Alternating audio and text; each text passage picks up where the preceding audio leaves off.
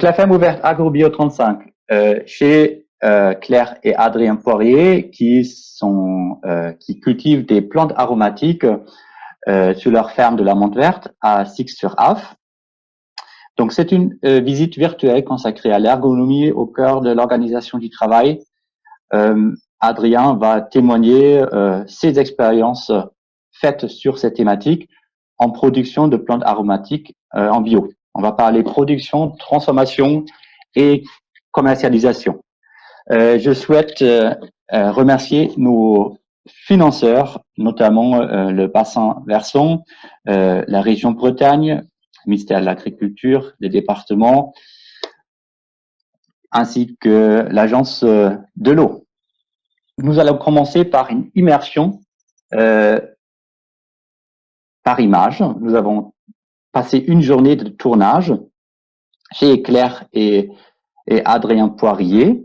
Donc les résultats, c'est un condensé, c'est une petite vidéo de 10 minutes que nous allons vous visualiser. Tout d'abord, vous pouvez tout de suite poser des questions. Et dans un deuxième temps, il y aura une présentation et d'échange de 60 à 90 minutes. Lors de ce temps de présentation et d'échange, on va revenir plus en détail sur différentes parties, différents aspects techniques qui ont été abordés lors de la vidéo et on va les approfondir. Donc, c'est divisé en 3 parties. On va notamment parler de historique, entrée-sortie du système de production parcellaire. Vous allez avoir la possibilité de poser vos questions pour cette partie. Ensuite, une deuxième partie sur l'assolement, la rotation et les itinéraires culturaux. Ensuite, un temps de réponse aux questions. Et la troisième partie sur l'ergonomie et l'organisation du travail, notre sujet au cœur de cette ferme ouverte. Également, la possibilité de répondre à vos questions.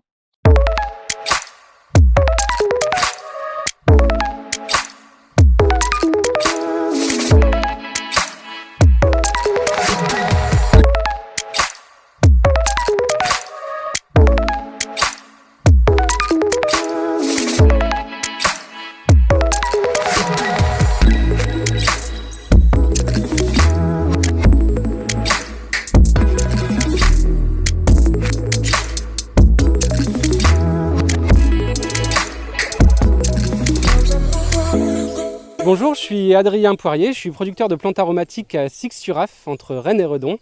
Alors je ne suis pas issu du milieu agricole, à la base j'ai une formation en journalisme, j'ai fait de la menuiserie, j'ai fait pas mal de choses dans ma vie avant d'accepter que en fait, j'étais fait pour la vie paysanne et pour travailler dans les champs.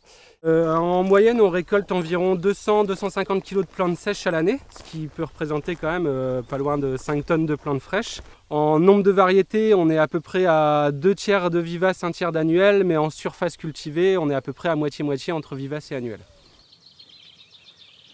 Claire vient de nous rejoindre. Claire, c'est ma femme. On a lancé le projet ensemble. Le projet est un peu né de notre rencontre, puisque moi j'avais le projet agricole, Claire le projet de café-librairie. Au départ, on avait vraiment chacun un projet, c'est-à-dire que moi je portais le projet de café-librairie avant de rencontrer Adrien. Et lui avait cette envie d'installation agricole et quand on s'est rencontrés, on a commencé à travailler ici et au fur et à mesure, les deux activités se sont fondues et nos tâches aussi. C'est-à-dire que moi je rejoins petit à petit le volet agricole et Adrien est aussi là en support pour la partie activité culturelle. Au tout départ, on n'avait aucun système d'arrosage, d'irrigation, etc. Là, c'est la 3e année où si on n'arrose pas l'implantation, on perd énormément de plants, quoi. Donc on a fait réaliser un forage qui vient à peine d'être terminé pour avoir accès à l'eau facilement et jusqu'à maintenant j'arrose avec la tonne à eau.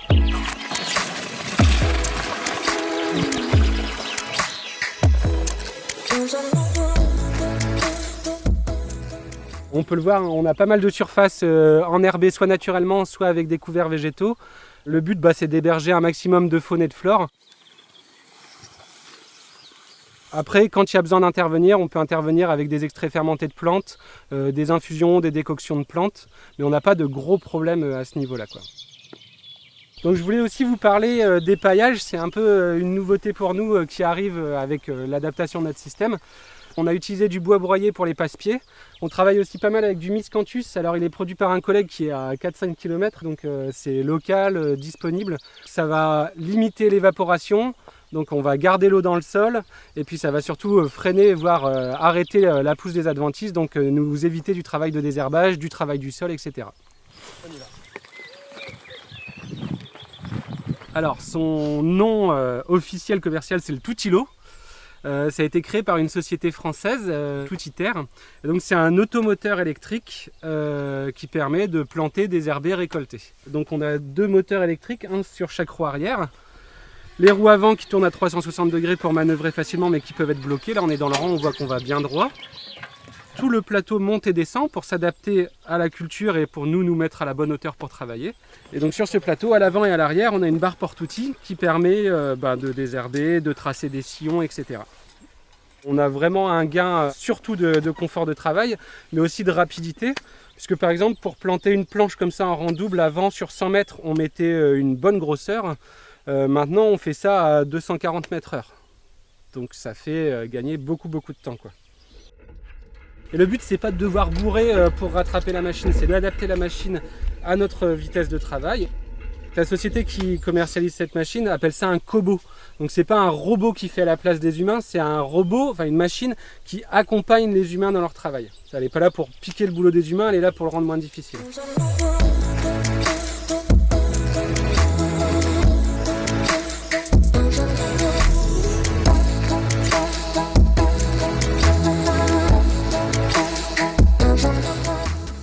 Maintenant, il faut que je vous explique un petit peu pourquoi je me suis équipé d'un Tutilo.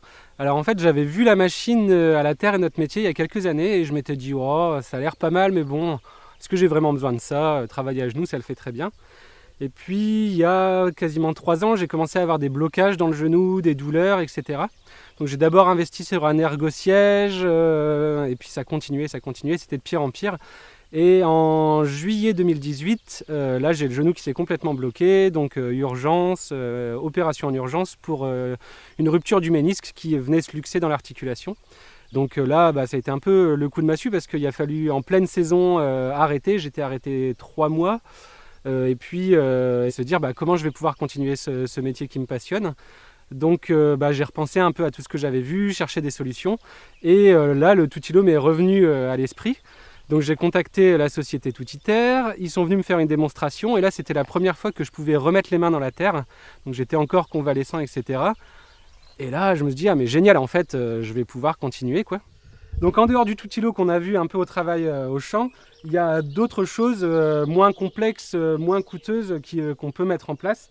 Alors moi au fur et à mesure de mes problèmes de genoux, au début j'ai commencé avec l'ergo-siège, donc qui permet de s'agenouiller tranquille sans mettre tout le poids du corps sur le genou. Le siège de viticulture qui permet de s'asseoir et de transporter son siège avec les mains libres, etc. Voilà, ça c'est des choses que j'ai achetées, qui existent déjà, mais il y a aussi plein de choses qu'on peut inventer soi-même. Mettre des plans de travail à hauteur, rallonger le manche des outils, et puis réfléchir en fait quand on travaille, se dire est-ce que je travaille de la façon optimale? Est-ce que je pourrais pas, je sais pas, faire autrement dans la manutention des caisses, dans tout un tas de choses comme ça. Et donc en fait on va y gagner du confort de travail, du temps de travail et donc au final de l'argent, et on a déjà des métiers tellement prenants que de se libérer du temps pour se former, pour réfléchir, mais aussi pour passer du temps avec les gens qu'on aime, c'est vraiment très important.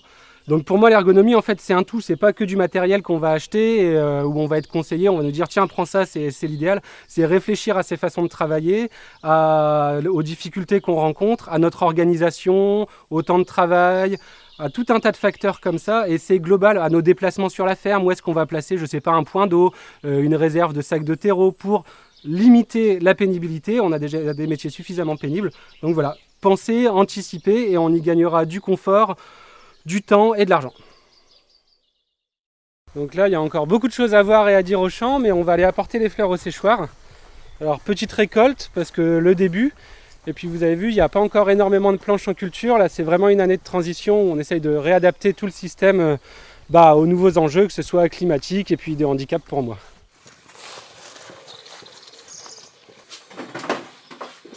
Donc le séchoir, c'est un peu le cœur, le point névralgique de la ferme, parce que tout le travail qu'on fait dans les champs, On a beau faire de notre mieux et faire des super récoltes, si on rate cette étape de séchage, c'est bon à jeter, donc on aura tout perdu. C'est un investissement qu'on a fait dès le départ. C'est un séchoir qui était fabriqué en Suisse, donc ça s'appelle CFT, et ça permet de sécher rapidement à l'abri de la lumière et à basse température.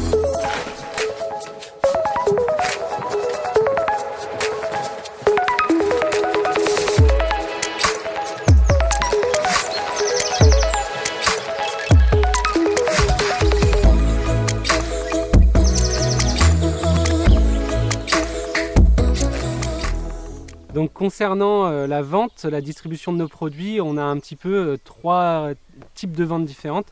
On a d'abord la vente directe à la ferme au café-librairie qu'on verra tout à l'heure.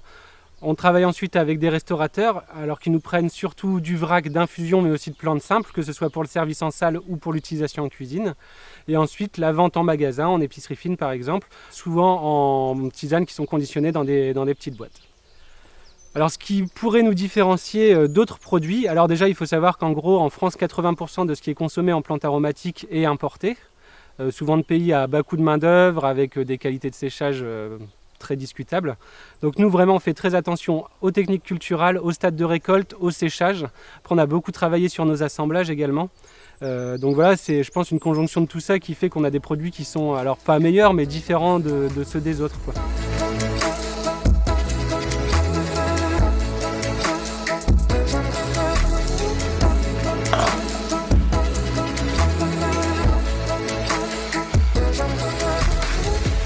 On a voulu cet espace comme un espace culturel. Ce qu'on dit pour cette ferme, c'est que c'est un lieu agriculturel. Un espace culturel où on propose des lectures, des rencontres d'auteurs, des animations, des concerts, du spectacle vivant, du théâtre, etc.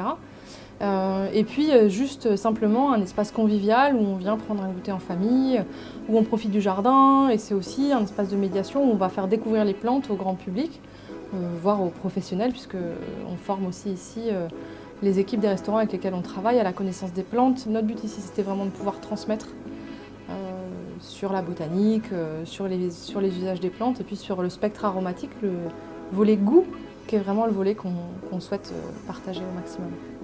Quand on pense nos assemblages, on veut qu'ils soient bons, mais on veut aussi qu'ils soient beaux. Et je pense que voilà, on n'est pas du tout sur du médicinal, mais quand c'est beau et bon, je pense que ça fait déjà beaucoup de bien aux gens.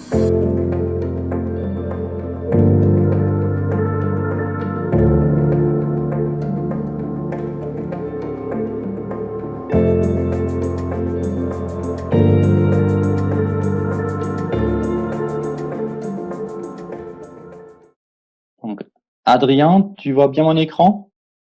Tout à fait. Bien. Donc, partie 1, on va nous intéresser à l'historique, le système et le parcellaire. Pour commencer par l'historique. Adrien, veux-tu bien commenter cette diapositive, s'il te plaît?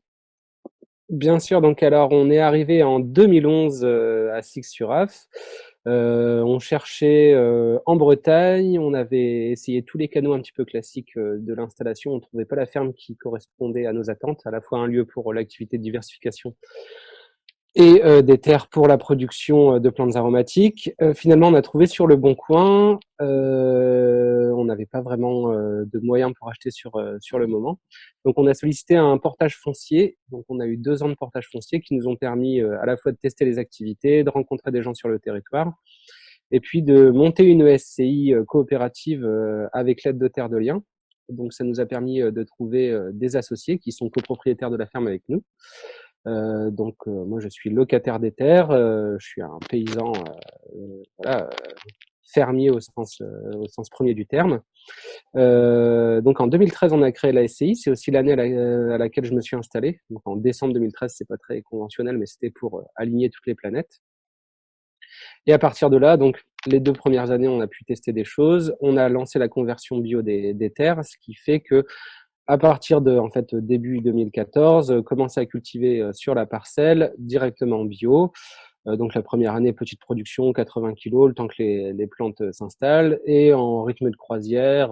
Voilà, mon objectif maintenant, c'est 250 kilos de plantes sèches à peu près. Entre-temps, on a eu beaucoup de travaux pour le café librairie puisque c'est une ancienne étable. Donc de rénovation, trouver les fournisseurs, enfin voilà, tout le travail sur le café. Et donc le café ouvert en 2017. Donc le café, le local est aussi propriété de la SCI. Et donc on est ouvert le vendredi et le dimanche pour l'instant. Voilà, c'est un lieu, comme on l'a vu dans le reportage, hein, où on peut venir boire un verre entre copains, écouter un concert, voir un spectacle, lire des livres, se balader dans le jardin.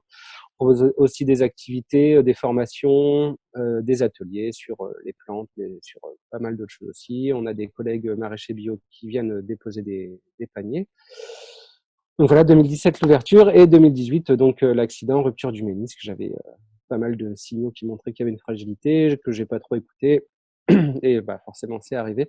Donc à partir de là, bah, toute la réflexion sur l'ergonomie et sur comment continuer à travailler dans de bonnes conditions. Merci beaucoup, Adrien.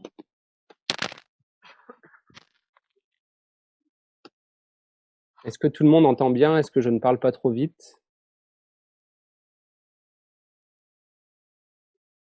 Donc, s'il y a un problème, William nous le remontrait.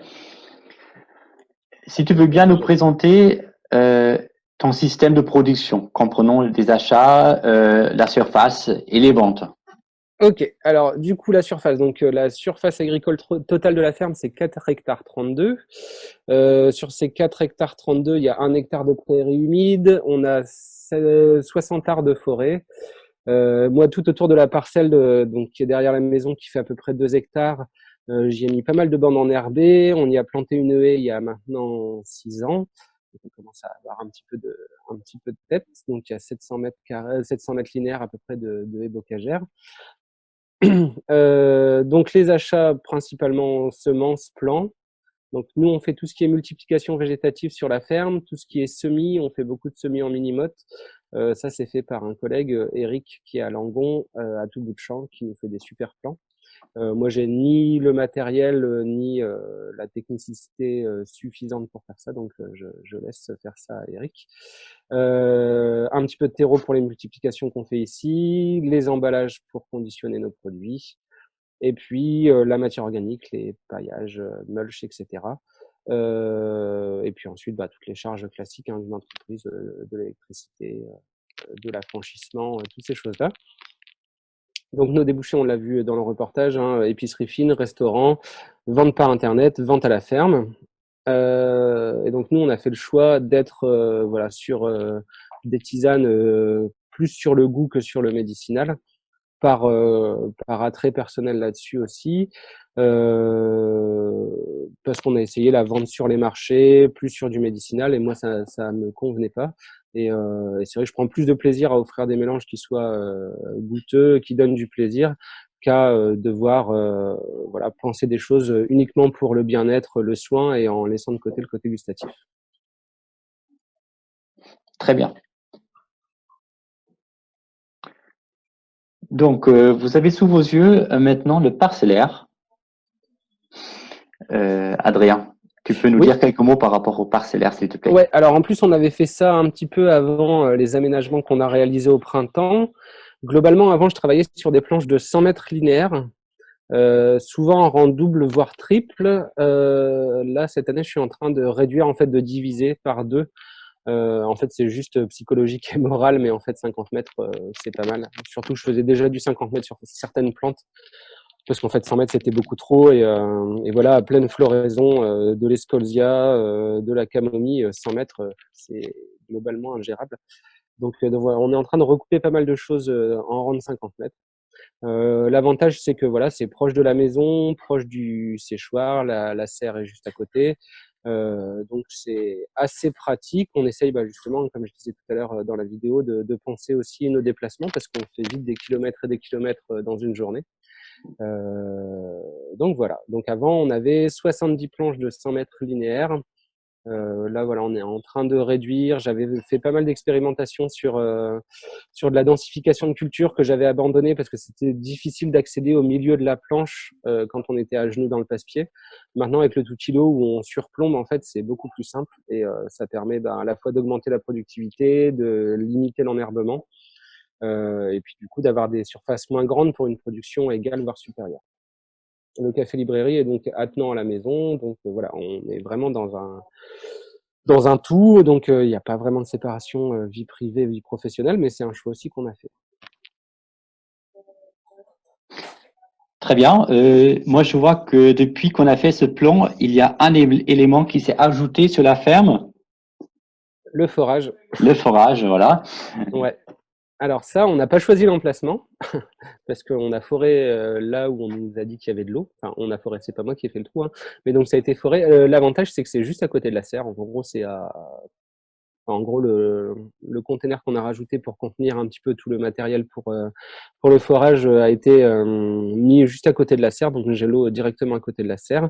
Et c'est assez proche de la parcelle, c'est proche du jardin du café librairie qui a besoin d'un peu d'eau, donc c'est plutôt pratique et sympa. Très bien. Donc, on Là, arrive au premier temps de questions-remarques. ouais. Je vais donner la main à William qui va remonter les questions de remarques que vous avez déjà posées. Il est toujours temps d'utiliser l'icône converser pour en ajouter. Donc, je laisse la main à William. Oui, on a une première question là d'Emilien qui s'intéressait un petit peu à la typologie un peu des associés. Comment est-ce que vous les avez rencontrés? Qui sont-ils? Est-ce que tu peux nous apporter davantage d'informations, s'il te plaît, Adrien? Ouais, sans problème. Alors, donc, on a mis globalement 1 an à monter la SCI. Donc, on a été accompagné sur tout le volet juridique par Terre de Liens, et puis Terre de Liens nous a apporté aussi des associés. Ensuite, on a fait des réunions publiques un petit peu partout. On allait tracter sur les marchés, tenir des stands sur des salons, rencontrer les gens. Pour schématiser, j'ai l'habitude de dire qu'en gros, il y a trois tiers d'associés. On a le premier tiers, c'est vraiment notre cercle d'amis, de connaissances, etc. de nos vies d'avant. Ensuite, on va avoir un tiers de personnes du secteur qu'on a rencontrées au fur et à mesure et voilà, qu'on a pu rencontrés, qui ont trouvé un intérêt au projet. Et ensuite, le dernier tiers, vraiment des personnes qu'on connaissait pas et qu'on a rencontrées à droite, à gauche. Enfin voilà, on a des associés un petit peu partout en France, un petit peu partout dans le monde.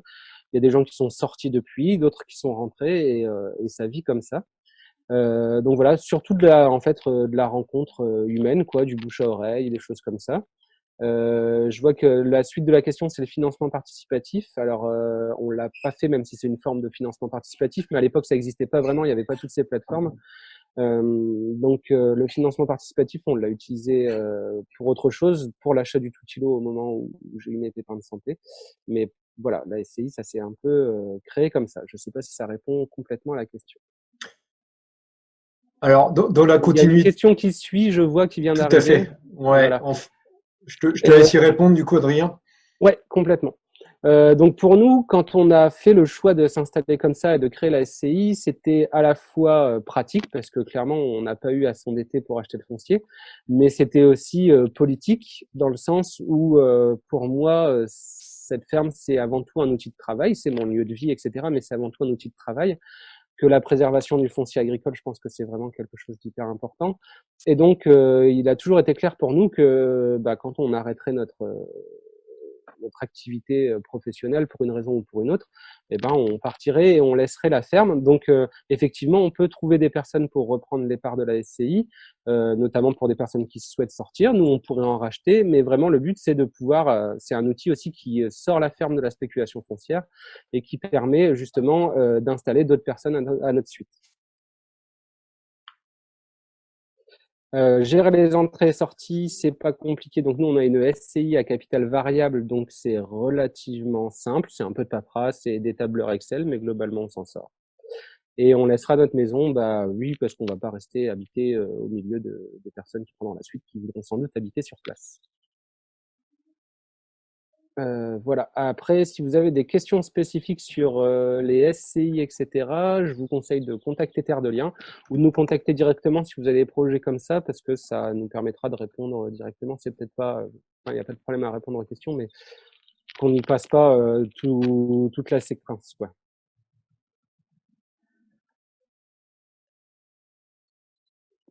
Est-ce que vous m'entendez toujours? On t'entend, Adrien. Ok. Après, il y a une autre question là, à savoir combien d'essences vous cultivez, combien d'espèces, éventuellement de variétés. Est-ce que tu as dénombré un petit peu, d'apporter quelques En infos gros, on est à une 40aine de variétés cultivées.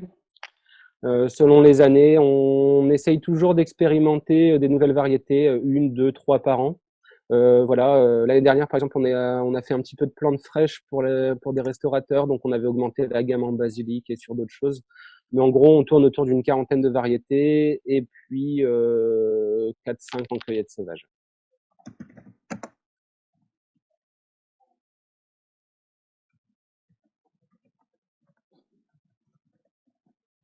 William, est-ce qu'il y a autre question? Alors, pour l'instant, je n'ai pas d'autres questions. Voilà, je vous invite à continuer à converser via effectivement le module converser là, que vous avez en bas de votre écran. Pour l'instant, j'ai pas d'autres questions. Il y avait une personne qui me questionnait quant à l'orientation Ouais, c'est je ce veux que dire, je de la voulais. parcelle. Alors du coup, l'orientation, alors par rapport à la maison, c'est au nord, mais en fait, on est vraiment sur une butte. Donc on est un peu perché en haut, donc il n'y a pas vraiment nord-sud, etc. Voilà, donc on est sur une butte, on est en plein vent, c'est relativement séchant, d'où la plantation de haies et puis le recours de plus en plus régulier, voire enfin, total sur les paillages, quoi. On est certifié chez EcoCert, je vois la question, mais il y en a plein d'autres. Le revenu, je me permets, hein, du coup, je vois les questions défiler, Ouais, donc alors je vais après, y peut-être répondre. pour des raisons de structure, etc., ça sera probablement là, je vois qu'il y a des questions sur les chiffres d'affaires, etc. On y viendra aussi peut-être au cours des prochaines étapes là, de l'après-midi. Je Ouais, retiens la peut-être laisser question, je la passer, ouais. note. Ouais. Ouais, tout à fait. Ok, donc s'il n'y a plus de questions spécifiques à la première partie, je vous invite qu'on va procéder à la deuxième partie, et notamment l'assolement et production. On vient déjà entamer cette partie par des questions, donc on va pouvoir approfondir dans la suite. Donc Adrien, l'assolement, est-ce que tu peux nous donner quelques indications là-dessus, s'il te plaît? Ouais, alors globalement, donc avant on était en planche de 100 mètres, maintenant en planche de 50 mètres. Globalement, on avait de une demi à 3 ou 4 planches par variété. Donc là, ça doit être ce que montre ce diagramme. Voilà, donc c'est fonction de nos besoins, sachant qu'il y a certaines plantes qu'on cultive, on pourrait avoir des récoltes beaucoup plus importantes au final, mais on récolte selon nos besoins. On est vraiment hyper sélectif sur le stade de récolte et sur la qualité du produit récolté. Ce qui fait que parfois, en fait, oui, effectivement, on peut récolter 2, 3 fois plus, mais c'est pas souhaitable pour nous, quoi. Donc, avec des gros pics de travaux, ben là, on va commencer à être en plein dedans. Sur les fleurs, là, quand on a 5-6 variétés de fleurs différentes. Et là, il faut y passer tous les jours. C'est assez chronophage, assez méticuleux. Et puis, il faut pas négliger le reste derrière. Donc voilà. Je ne sais pas après s'il y a des questions spécifiques là-dessus. On verra après. On va afficher une autre diapositive voilà, avant de passer aux questions. Désormais, vous pouvez poser vos questions. William va les remonter tout à l'heure. Nous avons ici une rotation type. Ouais, tout à fait. Alors, du coup, c'est l'idéal, hein, on essaye de faire comme ça, sachant qu'on a des vivaces qui sont en place pour plus de 5 ans notamment. Là, j'ai par exemple du romarin, je pense qu'il sera encore là pour de nombreuses décennies. Donc voilà, mais schématiquement, voilà, on essaye d'avoir une culture annuelle derrière un couvert végétal, un engrais vert.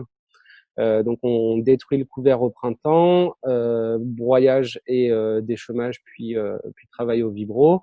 On implante la culture annuelle. À la fin du cycle, donc vers octobre, septembre-octobre, on sème un couvert et ensuite on passera au printemps suivant ou parfois plantation d'automne, mais ça fait partie des pistes d'amélioration, sur l'implantation d'une vivace qui sera en place 2 à 5, voire plus que ça. Et j'essaye souvent d'introduire justement une année. L'idéal, ça serait peut-être de pouvoir agrandir un petit peu aussi cet espace-là, de couverts végétaux, de remettre un petit peu de prairies, de choses comme ça, pour laisser le sol se reposer, amener de la biodiversité, etc. Très bien. Donc, en termes de production, tu disais combien de kilos par an? On est à peu près aux alentours de 250 kilos, on va dire. On va parler en kilos utiles. Après, enfin, c'est un peu compliqué parce que entre les chiffres qu'on peut avoir sur du trié, sur du non trié, parfois on a des petits surplus sur certaines plantes. Donc voilà, il faut un peu s'organiser là-dedans. Mais voilà, en gros, sur notre modèle économique, quand on produit 250 kilos de plantes sèches utiles et qu'on les commercialise, on est largement à l'équilibre économique. Ce qui n'est pas toujours le cas. Ce qui est compliqué, c'est que vu qu'on fait beaucoup de mélanges, en fait, si une des plantes d'un mélange vient à manquer, forcément, ça pénalise aussi les 3-4 autres qui sont dans ce mélange-là. Voilà. Sachant qu'on vend aussi des plantes simples pour notamment les restaurateurs. Donc voilà, il faut réussir à équilibrer tout ça. Donc on se laisse toujours une petite marge pour avoir un petit peu de sécurité, quoi.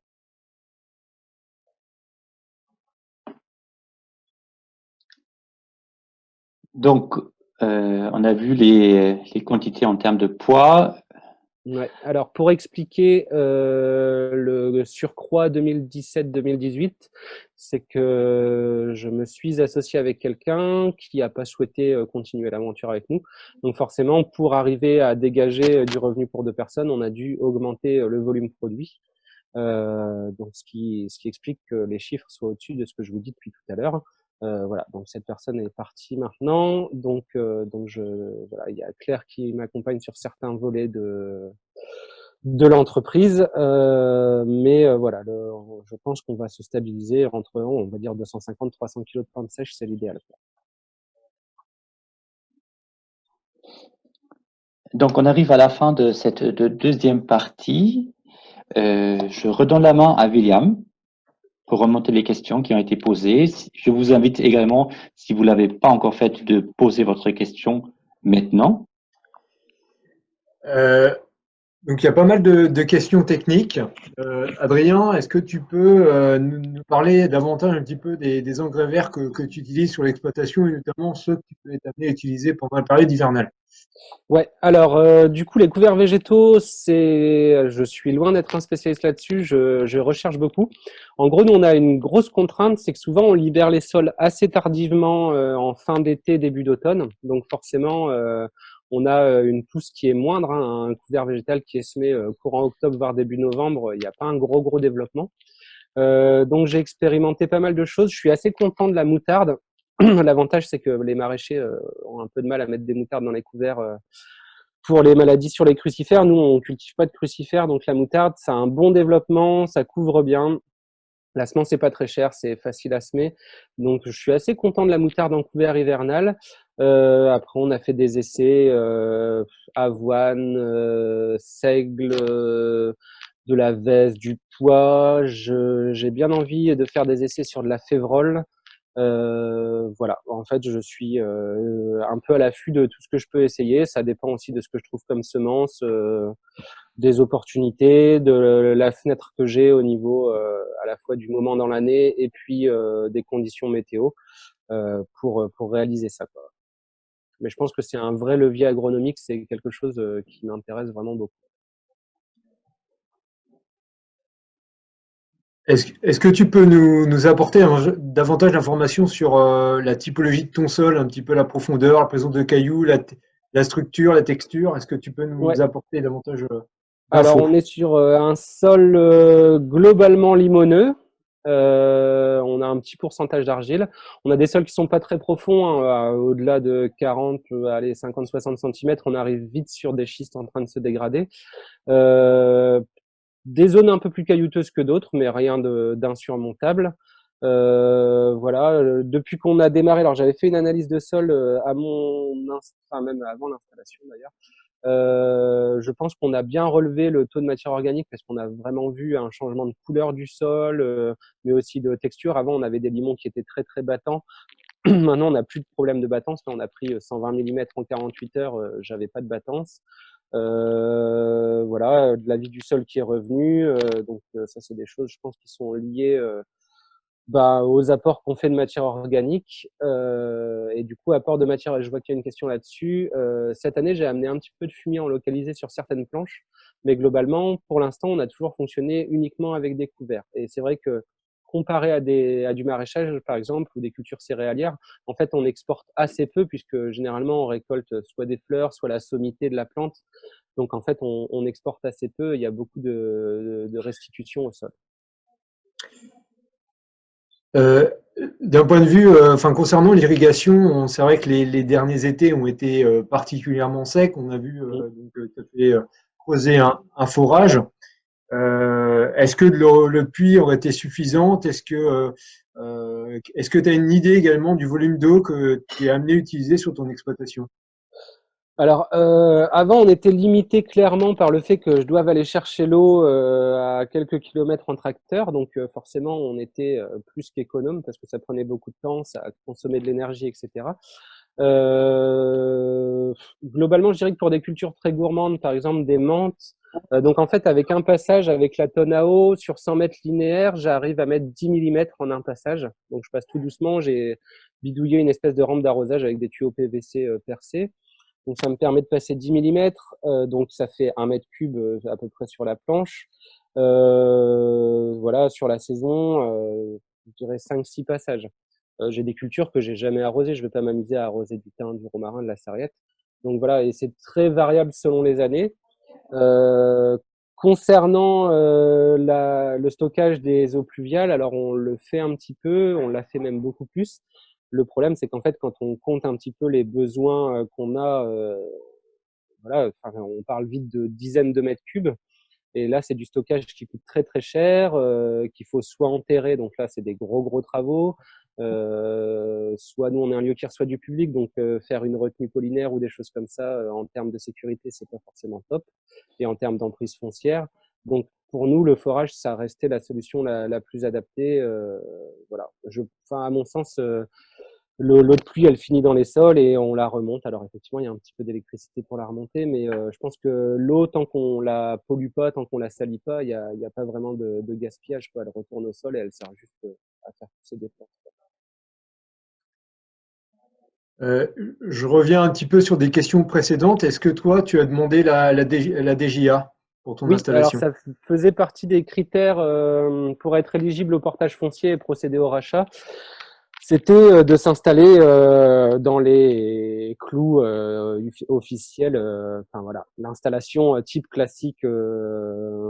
Enfin, en gros, j'étais pas obligé de demander à la DGA, mais une fois que tu as fait ton P2, que tu es passé en CDOA, en fait, tu as fait tous les trucs pénibles. Et si tu demandes pas la DGA, c'était un peu s'embêter pour rien, sachant que j'étais pendant un certain temps assez réticent à ça. Et finalement, je me dis que si nous, en bio, où on essaye de bien faire les choses, on n'utilise pas l'argent public et qui va pour faire des gros projets cracra, c'est pas forcément idéal.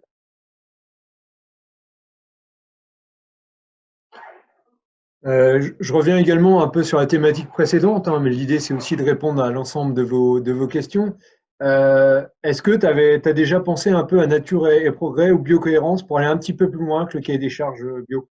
Ouais, alors ça c'est quelque chose qui me qui me travaille depuis mon installation.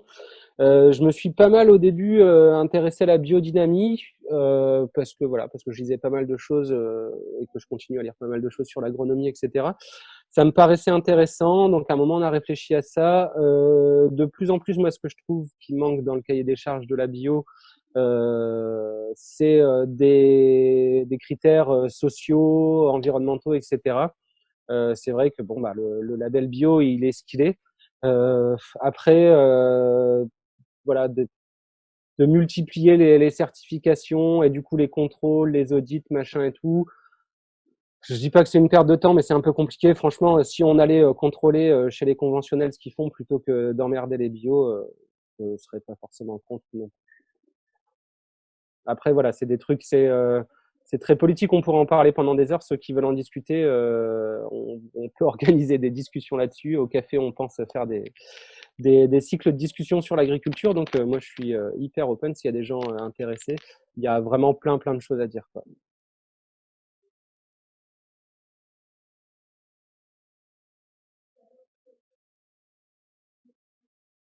Très Est-ce que... bien, Adrien, Ouais. merci William.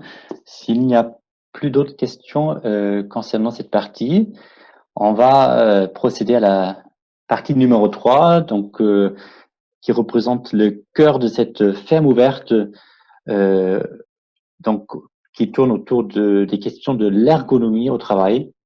Nous allons parler tout îlot, nous allons parler transformation, commercialisation et organisation du travail. C'est parti. Donc, c'est parti pour un zoom sur l'outil, tout îlot, le Kobo Toutiterre. Ouais, alors du coup, c'est un peu devenu l'outil central. Depuis qu'on l'a, j'utilise beaucoup moins le tracteur, parce que ça me permet de faire des binages tout seul grâce aux barres porte-outils à l'avant. Donc voilà, comme c'est écrit, hein, donc c'est un Kobo, on en parlait dans la vidéo aussi. Donc le but, c'est pas d'avoir une machine qui fait le boulot à notre place, c'est plutôt d'avoir quelque chose qui nous aide à faire les choses sans se faire trop mal au corps. Voilà, donc c'est un automoteur électrique qui permet de planter, désherber, récolter, mais de transporter des choses, de tirer, etc.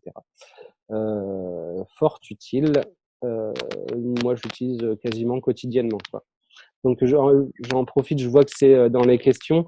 On l'utilise effectivement pour récolter. La limite, c'est que effectivement le plateau lève, en gros, on a jusqu'à 50 cm de hauteur.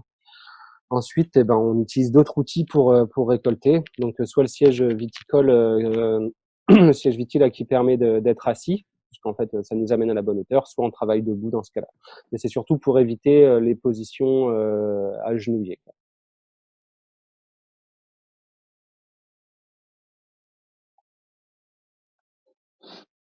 Très bien, donc on voit que vous avez le sourire. On se forçait. Ok. Non, oui, effectivement, ça rend vraiment le travail beaucoup plus agréable, beaucoup moins pénible, quoi. Donc vous commencez à avoir un petit peu de recul sur l'utilisation du tout îlot. Quelles sont vos conclusions? Alors, moi, j'en suis globalement très content. Vraiment, le principal, effectivement, c'est quand même l'ergonomie, donc le fait de pouvoir travailler dans une bonne position, de pas finir la journée à avoir mal au dos, mal aux genoux. Enfin, moi, ça m'est déjà arrivé d'avoir envie de jeter l'éponge et de dire ah, vas-y, j'en ai marre, j'ai trop chaud, j'ai trop mal, j'en peux plus, c'est compliqué. Donc vraiment ça a changé beaucoup. La rapidité de travail, alors c'est sûr, surtout sur la plantation et le désherbage, on gagne énormément de temps. Et encore une fois de pénibilité, on économise là-dessus. Et la possibilité de combiner le travail. Donc, je sais pas moi, par exemple, pour pas mal de fleurs, notamment la camomille qui est assez fastidieuse et qui est une plante pas facile à désherber. Eh ben, on peut la sarcler avec la barre porte-outils en même temps qu'on récolte les fleurs.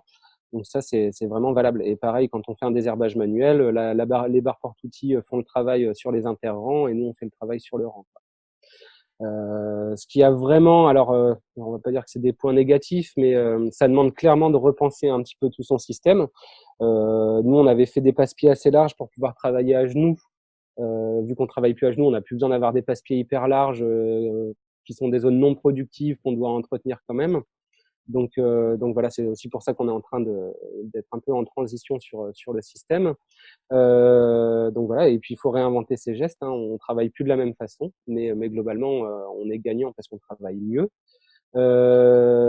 Effectivement, c'est une machine qui avance pas hyper vite, elle avance à 1,9 km/h maximum. Donc ça bourre pas. Donc quand on a des gros déplacements à faire avec, ben on marche tranquillement à côté ou on est dessus. Ça a l'air lent, mais en fait avec le temps qu'on gagne, c'est pas vraiment une grosse perte. En fait.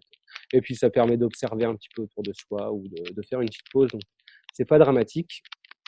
Et effectivement, le facteur limitant, c'est la hauteur, donc les 50 cm maxi, qui font que certaines cultures qui sont un petit peu entre les deux, où on n'est pas tout à fait, enfin, où on peut pas passer avec le tout îlot et qui sont un peu basses pour bosser assis notamment ou debout, ben faudrait trouver un compromis là-dessus. Mais globalement, moi, j'en suis vraiment très satisfait.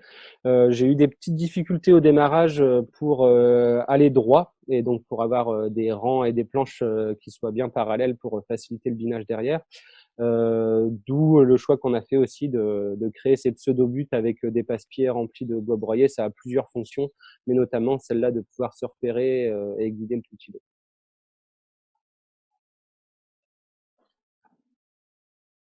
Et je vois que ça. Très bien, passons à l'organisation du travail. comment vous vous organisez sur votre ferme? Alors globalement sur l'année, donc c'est très différent du maraîchage. En gros, de mars à octobre, on est beaucoup dans les champs. Donc on va commencer par reprendre un peu de l'enherbement hivernal, faire des multiplications, planter, et puis ensuite voilà, on est beaucoup à entretenir les cultures, récolter, sécher. Globalement, les cueillettes se terminent courant octobre. Et donc, à partir de ce moment-là, on va ressortir toute la production qui a été séchée pour la trier, pour garder que les parties qu'on souhaite conserver, pour les plantes qui ont été triées directement au champ, faire les mélanges, le conditionnement, la commercialisation, etc. Donc, clairement, on a des gros pics de travail ouais, juin, juillet surtout. Et souvent, on a un petit calme d'une dizaine de jours en août avec les fleurs qui se tarissent un petit peu et puis pas mal de récoltes de fête. Puis après, ça repart assez fort derrière. C'est pas mal lié à la météo hein, aussi. Donc voilà. Donc, il faudra voir aussi si on arrose plus, si on a plus de, si on perd ces 10 jours où on pouvait souffler un peu, on sera pas forcément gagnant, quoi. Donc ça sera à voir. Globalement, je travaille 6 jours par semaine. J'essaye le dimanche de pouvoir être dispo pour être en famille. Ouais, 45-50 heures sur l'année, donc avec parfois des pics. Et puis, effectivement, on arrive à prendre 3 semaines de vacances en hiver. Alors, on part pas forcément, mais voilà, où on décroche un peu du boulot. Et voilà. Après, ça, c'est des choix aussi qu'on a fait. Hein, moi, je savais qu'en m'installant en agricole, les vacances, c'était pas forcément le truc qui serait le plus simple. C'est chouette de voir que une meilleure ergonomie peut rimer avec une meilleure efficacité. Oui, c'est assez appréciable. Et la preuve, c'est que je peux aussi prendre le temps là de passer un après-midi avec vous pour échanger, parce que je sais qu'après mes récoltes iront plus vite et que mon désherbage aussi, quoi. Donc, nous arrivons à la fin de cette troisième partie. Je suis sûr qu'il y a des questions, William. Je vous le confirme, il y a un certain nombre de questions, notamment sur le tout îlot. Là, on peut faire continuer le focus là, sur le matériel. Est-ce que tu peux nous dire quel est le coût de cet investissement, Adrien? Ouais, alors le Tutilo, ça coûte, enfin ce modèle-là en tout cas, coûte environ 20 000 euros. Donc c'est un investissement qui est pas négligeable. Moi, si j'avais su, mais avec des si. Mais en tout cas, je pense que j'aurais fait cet investissement dès mon installation. Pour nous, ce qui était vraiment compliqué, c'est que, en fait, il a fallu faire cet investissement à un moment où, en plus, j'étais complètement passé à côté de la saison à cause de la rupture de mon ménisque. Donc, on a fait un financement participatif et je remercie encore une fois tous les gens qui nous ont soutenus dans cette épreuve-là parce que grâce à eux, j'ai pu m'occuper d'une machine vraiment performante et qui change mon quotidien professionnel, quoi. Et parmi vos partenaires, est-ce que la MSA faisait partie? Est-ce que vous avez aussi des aides financières des collectivités, des MSA et autres? Alors, on a eu une subvention du département à hauteur de 5 000 euros. La MSA, en fait, n'est pas intervenue parce que les enveloppes étaient épuisées. Et moi, j'avais sollicité, alors je ne sais plus exactement comment s'appelle cet organisme, mais en fait, suite à cet accident, j'ai eu une reconnaissance de travailleur handicapé. Donc, à ce titre-là, on peut demander des aides pour l'achat de matériel, pour l'adaptation du poste de travail. Bon, il se trouve qu'en fait, avec le financement participatif, on a réussi à réunir la somme, donc j'allais pas m'amuser à monter des dossiers à droite à gauche alors qu'on avait déjà la somme pour acheter la machine. Ok. Et d'un point de vue technique, est-ce que tu peux nous donner un petit peu des ordres d'idées quant à l'autonomie de l'appareil? Est-ce qu'il y a besoin de Ouais. recharger régulièrement, etc. sur Alors, il n'y a pas de panneau d'équipement? solaire sur le Tutilo. Je vois qu'il y a une question. Ouais. Ça se recharge pas tout seul. Donc, ça se recharge sur le secteur. Globalement, moi, ce que j'ai observé, c'est conforme à ce qui est annoncé. Donc, c'est que avec des outils en terre, on a 8-10 heures d'autonomie. Ça fait déjà une bonne journée de boulot. Et sans outils en terre, on a une vingtaine d'heures d'autonomie, quoi. Donc, pour la batterie du Tutilo, la batterie de la télécommande, grosso modo, c'est 10-12 heures. Donc, pareil, ça fait une bonne journée de boulot. Donc, faut juste penser à recharger la batterie quand on a terminé de travailler. Et est-ce que tu as une idée voilà, du temps économisé en fait grâce au tout kilo. Est-ce qu'il y a des questions un petit peu sur le Ouais. rendement quelque part de l'outil? Bah, globalement, enfin, c'est un peu difficile parce que c'est vrai que je compte pas toutes mes heures sur toutes les tâches, etc. Mais clairement, voilà, je pense un des exemples les plus parlants, c'est celui de la plantation où effectivement, il fallait 1 heure à 2 pour faire 100 mètres. Maintenant, on le fait entre 250 et 400 mètres heure, quoi. Donc voilà, ça donne un peu une idée entre 2,5 et 4 fois plus rapide.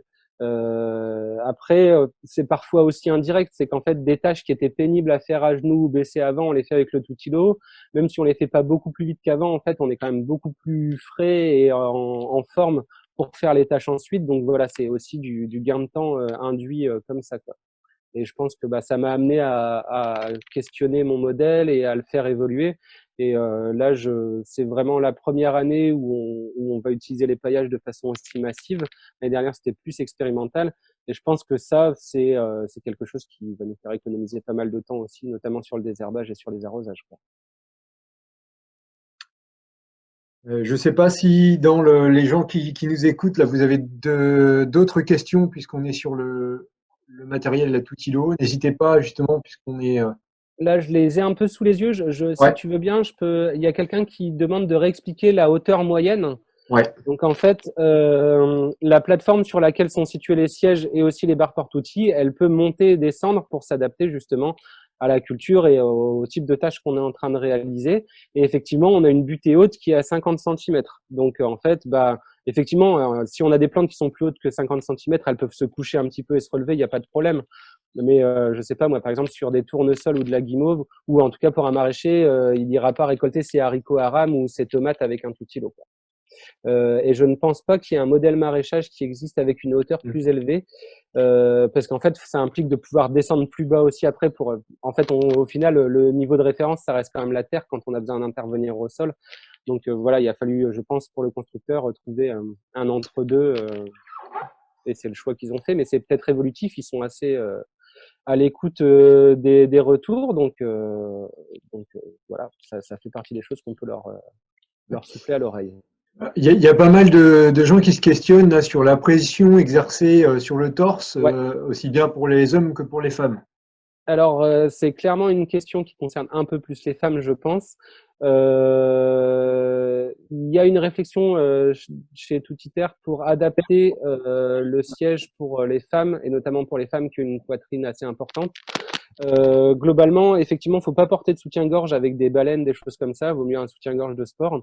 Après, vraiment, la charge, elle est vraiment répartie entre les fémurs, la poitrine et le front. Moi, par exemple, au début, ce qui m'a le plus gêné, c'était plutôt la pression sur le front, parce que c'est pas habituel en fait. Mais on s'y fait assez bien. Et donc, effectivement, on peut y travailler plusieurs heures et sans gêne, quoi. Sachant que dans une optique d'ergonomie, ce qui est important aussi, c'est de pouvoir varier les positions, justement. Et clairement, ça m'arrive de passer des journées entières sur le Tutilo. Je suis pas fâché à la fin de la journée de changer de position et de plus être sur le Tutilo. Mais ça reste quand même beaucoup moins pénible que les positions que j'avais avant, quoi. Je ne sais pas si dans les gens qui nous regardent et qui nous écoutent, vous avez encore d'autres questions là sur le tout kilo. N'hésitez pas, hein, prenons Apparemment, on a fait pas le tour à peu d'autres près de ce qui était questions. posé là. Ouais. Alors peut-être que, alors il y avait un certain nombre de questions, Adrien, sur ton parcours. Voilà, au démarrage, là, je pense que c'est une question de porteur ou porteuse de projet. Quelle formation as-tu fait? Quelle expérience avais-tu avant ton installation? Donc, j'ai fait un BPREA, PAM et maraîchage. Donc, en fait, j'étais en présentiel dans le Nord à l'époque et parti à distance avec le CFTP à Nyons dans la Drôme. Après, j'ai fait pas mal de stages et on s'est laissé le temps avant l'installation d'aller rencontrer pas mal de producteurs, de voir un petit peu, bah, voilà, tous les modèles, un petit peu de se renseigner. On a eu la chance d'avoir le portage foncier qui nous a permis d'expérimenter. Et puis, j'ai aussi été salarié pendant 5 mois chez Yves Rocher pendant une saison de production, quoi. Et ça, c'était intéressant aussi parce que moi, j'avais vu beaucoup de petits modèles, petits systèmes et en fait de voir une production plus importante avec pas mal de matériel, plus technique aussi parfois. Ça m'a vraiment apporté pas mal de choses, quoi. Donc voilà un peu mon parcours. Et après, clairement, c'est beaucoup de rencontres, d'expérimentations puis en fait, c'est en faisant les choses qu'on apprend à les faire, je pense aussi. Hein. Quand on bosse avec du vivant, c'est quand même beaucoup d'observation, de tâtonnement et puis parfois d'erreurs, et c'est comme ça qu'on apprend. Tu, tu, tu notifiais là, un petit peu dans la vidéo que tu avais assez peu de problèmes de bioagresseurs globalement là, sur ton exploitation, Mm. grâce aux fleurs, grâce à toute la biodiversité que tu as intra et interparcellaire, j'ai envie de dire. Est-ce que parfois tu es, amené quand même à gérer des difficultés en lien avec les pucerons, avec d'autres bioagresseurs? Ben là, par exemple, c'est la première année où je me suis vraiment inquiété des pucerons parce que, par exemple, dans les bleuets, il y en a certains qui commençaient à être vraiment pas beaux. Et je me suis posé la question, sauf qu'en fait, en observant, je me suis rendu compte qu'il y avait pas mal de coccinelles et de larves de coccinelles. Donc, je n'ai rien fait et au final, la quasi-totalité des bleuets sont super beaux. Il y a peut-être un pied sur 500 qui a pas trop aimé le passage des pucerons. Mais vraiment, on a vraiment très très peu de problèmes. Je pense que c'est lié voilà, aux plantes qu'on cultive, au fait qu'il y a beaucoup d'espaces de biodiversité. Après, on a des cueillettes sélectives. Donc, par exemple, au printemps, ça nous arrive d'avoir de la cicadelle, par exemple, dans certaines plantes, dans la menthe, par exemple. Donc, ça fait comme un petit, on appelle ça crachat de coucou aussi. Donc, comme s'il y avait un petit peu de salive. En fait, c'est l'insecte qui pique la plante et qui fait mousser la sève. Et donc, l'insecte est dedans. Donc, à ce moment-là, ben, on récolte au-dessus de l'endroit où ça a été piqué. Et puis, il y a pas trop de problème, quoi. Mais je pense que j'ai beaucoup de chance et c'est vrai, enfin c'est vraiment pas une problématique. Là cette année, on a un petit peu de dégâts de chevreuil et lièvre, mais ça reste tolérable. Ouais, après, je pense que si ça devient pas tolérable, ça sera pas avec un pulvérisateur que ça se réglera, mais voilà, globalement, on n'a pas de problème là-dessus. On a plus de problèmes avec les adventices qu'avec les bioagresseurs. On a également une question là sur le séchoir qu'on a pu voir là donc, dans la vidéo présentée au démarrage de ce webinaire-là. Est-ce que tu peux nous apporter davantage d'informations quant à son coût et puis compléter un petit peu les informations données dans la vidéo initiale? Ouais. Donc le séchoir, donc nous comme je disais, on a rencontré pas mal de producteurs avant de s'installer, et puis on continue à le faire. J'étais vraiment en réflexion sur le système de séchage parce que c'est central dans notre activité, et ce qui m'est apparu, c'est que cet outil-là était le plus adapté parce que ça sèche rapidement, de façon hyper performante en termes de qualité. Et donc c'est vraiment très bien. Ça nous permet de sécher. Alors pour des plantes faciles, type je sais pas verveine, ortie, en 6-8 heures, ça va être sec. Pour des plantes un peu plus compliquées, on peut aller sur 36 heures, parfois vers 48 heures pour des racines, des choses comme ça. Mais en gros, c'est très rapide. Donc, on n'est pas bloqué par des séchoirs remplis et par les conditions climatiques qui nous limitent. Donc ça, c'est vraiment très valable. Sachant que c'était fabriqué sur mesure. Donc moi, voilà, j'ai un peu, enfin, j'ai même pas mal échangé avec le fabricant pour voir avec lui comment allaient s'enchaîner mes récoltes, quel volume j'allais récolter, etc. Donc c'est vraiment adapté à ce que je dois faire. Malheureusement, pour tous les porteurs de projets, Beat Pulver est décédé il y a 1 an ou 2 et personne n'a repris son entreprise. Donc il n'y a plus de fabricant de CFT. Voilà. Je reviens un petit peu à la question là, de la gestion des bioagresseurs. Tu as pu mettre en évidence que c'était loin d'être une grosse problématique là, sur ton exploitation. Est-ce que tu as déjà, malgré tout, utilisé des purins, des décoctions de plantes, Oui. savon noir, etc.? Alors, j'utilise principalement de l'extrait fermenté d'ortie. Ça, c'est vrai que j'ai remarqué que, par exemple, là, on a eu du temps froid, gris, très pluvieux. Par exemple, les basiliques n'ont pas trop apprécié là, ces 15 derniers jours. Et qu'un arrosage avec de l'extrait fermenté d'ortie, généralement, ça redonne un petit coup de fouet. Alors, je pense pas que ce soit l'apport d'azote parce que je dilue ça quand même très fort. Je mets ça dans la tonneau en arrosant. Donc généralement, je mets 40-60 litres pour 2000 litres, donc on est presque à l'homéopathie.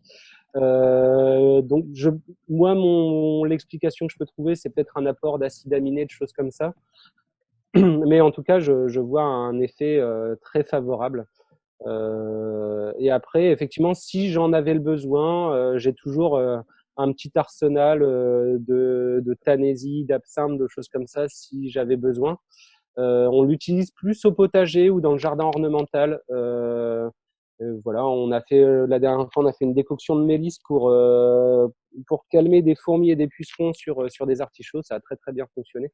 Donc je suis pas du tout fermé à ça. Ça m'intéresse vachement. Sauf qu'en fait, j'ai pas ces problèmes-là et je m'en porte pas plus mal. Alors là, on fait un petit peu un aller-retour entre la problématique sanitaire et puis le séchoir. On va retourner au séchoir, puisqu'on a une question. Est-ce que l'investissement que tu as pu faire là avec ton séchoir est vraiment justifié par rapport à un séchoir autoconstruit en bois, etc. Pour moi, oui, à 200%. Alors après, ça dépend ce qu'on appelle un séchoir autoconstruit en bois. Mais par exemple, nous, on était en stage dans le Finistère chez Isabelle et Loïc, les bonnes herbes de Karl Laudette. Ils ont un super séchoir solaire. Le truc, c'est que un solaire, ça marche quand il y a du soleil. Et que ça peut arriver qu'on ait des périodes pas géniales et qu'on doive récolter quand même à ce moment-là. Donc à ce moment-là, ça fonctionne pas.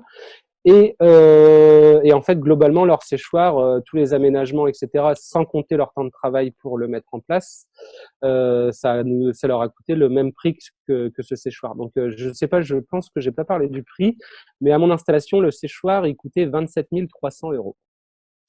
Donc en fait, c'est pas des souffleries chauffantes. En fait, c'est le système. Ça fonctionne comme une climatisation ou comme un réfrigérateur. Donc en fait, on a un compresseur qui va tendre et détendre un gaz frigorigène. Ça fait du chaud et du froid. Et globalement, l'air sec est envoyé par des turbines à travers les plantes. L'air se charge de l'humidité des plantes en passant à travers. Ensuite, l'air passe à travers un échangeur froid. Donc l'humidité va condenser, ça va sécher l'air. Et ensuite, vu que ça crée du chaud et du froid, ça réchauffe légèrement l'air. Donc nous, on est aux alentours de 38 degrés. Et donc ça va réchauffer un petit peu l'air, puisque l'air chaud a plus de capacité à emmener de l'humidité que de l'air froid. Et voilà, et repasser ainsi de suite comme ça. L'avantage, c'est que ça consomme très peu d'électricité, parce que ça consomme maximum 1,8 kWh. Pour donner un ordre d'idée, ça consomme moins que le frigo du bar, quoi. Et voilà, et on a un séchage rapide de top qualité, quoi. Et je n'ai pas d'autres séchoirs, j'ai seulement celui-là. Étant donné qu'il sèche vite et bien, j'ai pas besoin d'autre chose.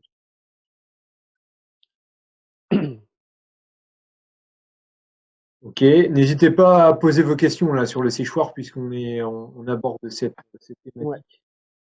Ouais. Alors là, j'ai des questions un peu plus sur retour à l'ergonomie un petit peu. Ouais. Certains se posent la question et n'ont pas très bien compris l'ergo-siège et l'armature là pour se mettre à genoux qui sont présentés dans la vidéo. Est-ce que tu peux nous apporter des informations complémentaires? Bien sûr. Oh là, il y a du mouvement d'écran. Donc l'ergo-siège, c'est effectivement l'armature qu'on voyait autour de la jambe et qui permet en fait d'avoir une genouillère, donc qui protège le genou pour pas se mettre des cailloux en dessous du genou, etc. Et puis qui évite de mettre tout le poids du corps sur le genou en flexion. En fait, l'armature repose au sol au niveau du pied et en fait on a une sorte de petit siège sur lequel on vient poser les fesses. Et donc, il y a le poids du corps qui est sur l'armature de l'ergo-siège au lieu d'être sur notre genou en flexion complète. Voilà, c'est ça l'ergo-siège. C'est utilisé dans le TP pour poser des pavés, des gens qui font du carrelage, de la plomberie. C'est pas très développé. Ça fonctionne pas mal. C'est assez compliqué de se déplacer avec quand on est à genoux. Moi, c'est le bémol que j'avais, quoi. Un ergo-siège, ça coûte une petite centaine d'euros, enfin même, on va dire entre 70 et 100 € de mémoire. Donc, on peut en avoir un ou un à chaque jambe. Ça, c'est un choix à faire. Et où on peut en trouver, moi, c'est une boîte qui est dans le Morbihan qui vend du matériel d'ergonomie. Alors, j'ai plus le nom en tête, mais globalement, si vous demandez un moteur de recherche, vous allez finir par trouver. sachant que ça peut être pris en charge par la MSA. Moi, j'avais découvert ça en bossant chez Yves Rocher. Personne s'en servait, et moi le dernier d'ailleurs. Mais au final, ça m'a bien. Je pense que ça a retardé la rupture de mon ménisque de quelques mois quand même. Donc, c'était bon.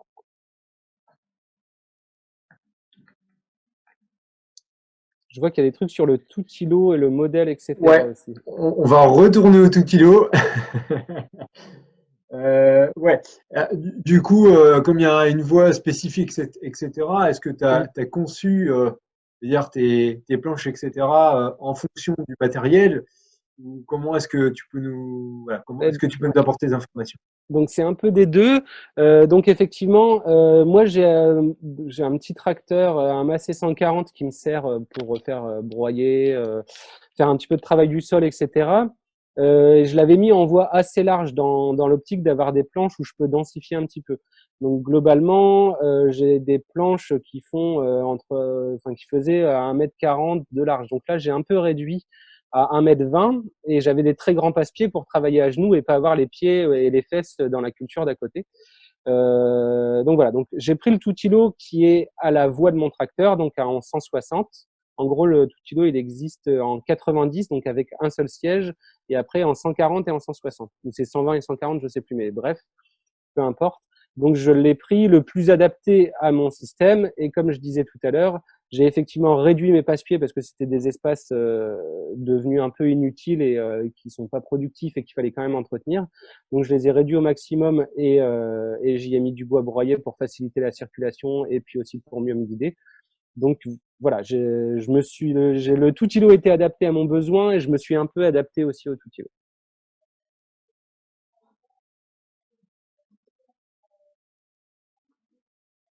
Et si on veut encore faire des zigzags, je crois qu'on peut repartir sur le séchoir. On va te laisser le temps quand même de boire un petit coup de. Ouais, ça va. C'est bon, Adrien? C'est tout bon.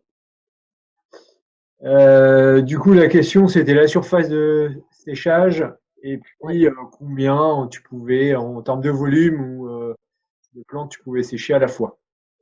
Alors, c'est une question qu'on nous pose super souvent, qui est hyper judicieuse. Donc, on peut sécher plusieurs variétés ensemble. Ça, en fait, globalement, j'ai un grand caisson et au-dessus, 3 clés. Et je peux rajouter je me suis bidouillé des trucs pour rajouter un peu des petits étages aussi parfois. Parce que par exemple, quand on est là, comme en ce moment, en pleine saison des fleurs, en fait, on a plein de fleurs différentes et parfois des petits volumes et parfois des gros volumes à faire avec des petits volumes de fleurs. Donc, il n'y a aucun souci à mélanger les plantes entre elles. Il n'y a pas de transfert de goût, d'odeur, etc. Donc, déjà, ça, c'est valable. Et donc, on peut sécher. En fait, le plus gros problème de ce séchoir, c'est qu'on peut pas sécher des petites quantités parce que l'air a besoin d'être suffisamment freiné par les plantes pour emmener l'humidité. Donc, si on met juste une toute petite couche, par exemple, dans la vidéo, on a mis quelques fleurs. En fait, j'ai pas vraiment lancé le séchoir pour sécher ça parce que ça fonctionnerait pas. Il faut vraiment des couches, au moins une couche d'une dizaine de centimètres de plantes pour bien freiner l'air. Et alors en volume, on peut en mettre sacrément parce qu'en fait, il y a une porte en bas donc pour le caisson et une porte en haut avec les clés.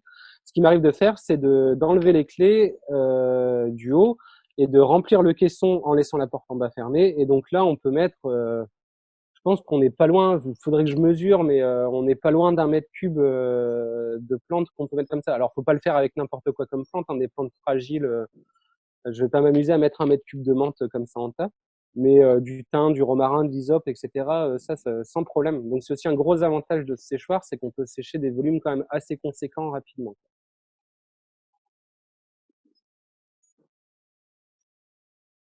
Merci Adrien. On avait une question là qui m'a échappé tout à l'heure quant à la fertilisation.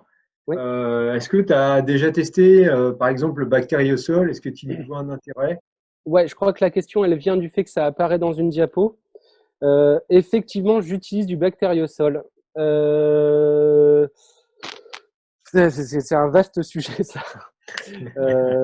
En fait, j'ai rencontré des maraîchers qui en utilisaient et qui en étaient super contents. Et ensuite, j'ai rencontré le commercial, pareil, à la Terre et notre métier. Il faut que j'arrête d'aller à la Terre et notre métier, je dépense un fric monstre là-bas. Et donc, j'ai rencontré le commercial, j'étais intéressé, ça m'interrogeait. Du coup, j'en ai acheté un big bag et puis j'ai commencé. Et puis, j'ai vu des changements sur mon sol, clairement. Un truc tout bête, donc ça doit faire 4 ans, 4 ans que j'utilise du bactériosol. Donc globalement, je vais peut-être contextualiser un peu ce que c'est, etc. Donc c'est un concentré de bactéries et de champignons en granulés qu'on épand sur le sol. Globalement, moi, je prends un big bag de 300 kilos que je mets sur un hectare et demi. Et clairement, depuis que j'utilise ça, je vois que la transformation vers une revitalisation de mon sol s'est un peu accélérée. Un truc tout con. Alors, je pense que c'est une conjonction de choses. Hein. C'est les pratiques qu'on a, les engrais verts, etc. Mais depuis que j'utilise du bactériosol, j'ai gagné une vitesse sur le tracteur en travail du sol, quoi.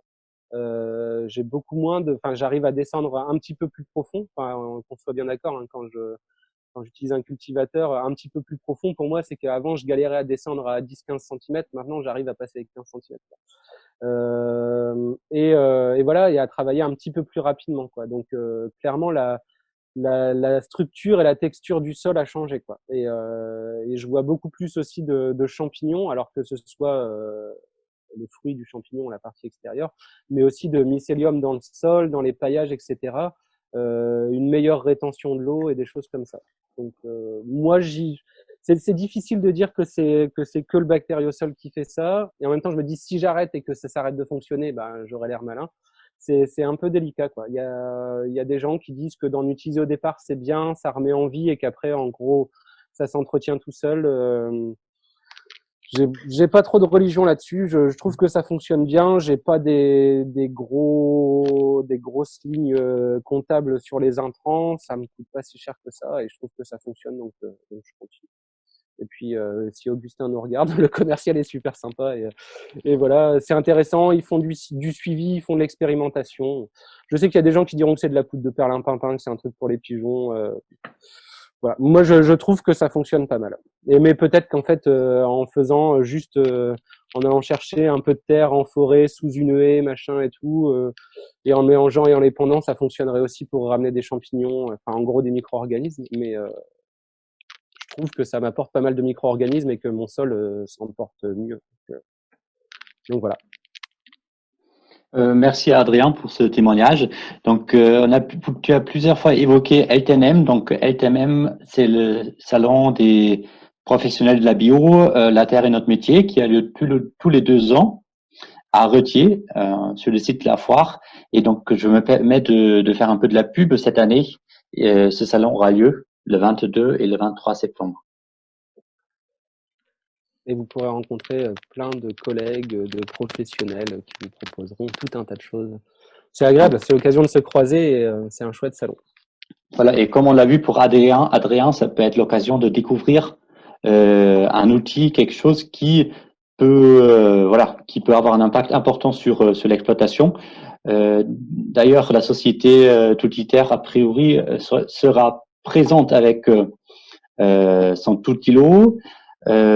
Occasion de préciser qu'il y a d'autres acteurs sur ce marché, donc d'autres automoteurs de ce type avec des orientations, des points forts et des faiblesses un peu différentes.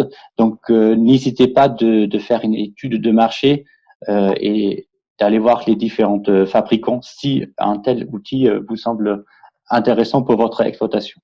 Sachant que vous pouvez même l'autoconstruire, il y a des plans à l'atelier paysan pour se construire un automoteur alors les anglo-saxons appellent ça des bed weeders, donc des lits de désherbage. Voilà. Pour moi, le point fort du Toutilo, c'est quand même l'ergonomie de ce siège qui effectivement peut être assis ou alors en position de travail, et que la position de travail est vraiment hyper agréable comparé à beaucoup de modèles où on est juste allongé sur une planche, quoi.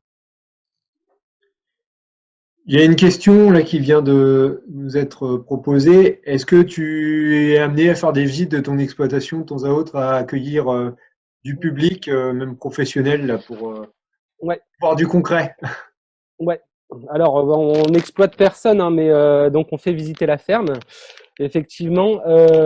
Donc, en fait, comme je disais, le café librairie est ouvert le vendredi soir et le dimanche après-midi. Et l'été, alors hors Covid, donc là on est en train de voir un peu comment ça se réorganise. Et en fait, on fait des visites, balades botaniques, etc. tous les jeudis après-midi, si je me souviens bien. Donc ça, faut pas hésiter à regarder sur le site donc de la table de l'amande verte, qui est le café librairie. Et je suis désolé, je suis perturbé parce qu'il y a un téléphone qui sonne à côté. J'espère que vous n'entendez pas trop. Et autrement, faut pas hésiter à nous contacter. Voilà, on a toujours, on a bénéficié de gens qui ont pris du temps pour nous présenter leur métier et nous l'apprendre. Donc, on essaye de prendre le temps aussi pour rendre un peu l'appareil et partager nos expériences. Donc, on est assez ouvert à rencontrer des gens, que ce soit des collègues, des porteurs de projets, etc. Donc, faut pas hésiter à nous contacter. Et dans la mesure du possible, on vous recevra, quoi. Et il y a 2 places sur le tout îlot, donc quand je suis tout seul, si quelqu'un veut venir discuter et désherber, il n'y a pas de problème. Est-ce que il y avait des questions un petit peu sur le chiffre d'affaires? Est-ce que tu peux nous donner deux petits points, Ouais. des petites données économiques là Ouais. sur ton exploitation? Alors, c'est difficile parce qu'en fait, ça fait, en gros, là, ça fait 2 ans qu'on paye, enfin, que je paye le truc de mon genou pété. En plus, avec une entrée-sortie d'associés, c'est un petit peu compliqué. Ce que je peux vous dire globalement, c'est que on est à peu près à 35-40 000 euros de chiffre d'affaires annuel, ce qui me permet de me payer un SMIC mensuel. Voilà, donc on est à l'équilibre économique. On a des gros postes de dépenses sur le conditionnement et on se pose de plus en plus de questions par rapport à la recyclabilité du truc, alors même si c'est recyclable, etc. D'améliorer ça, et de faciliter le process et peut-être que ça nous coûte un peu moins cher aussi. Donc voilà, sur les données économiques, j'avoue que je suis pas un grand fan de chiffres.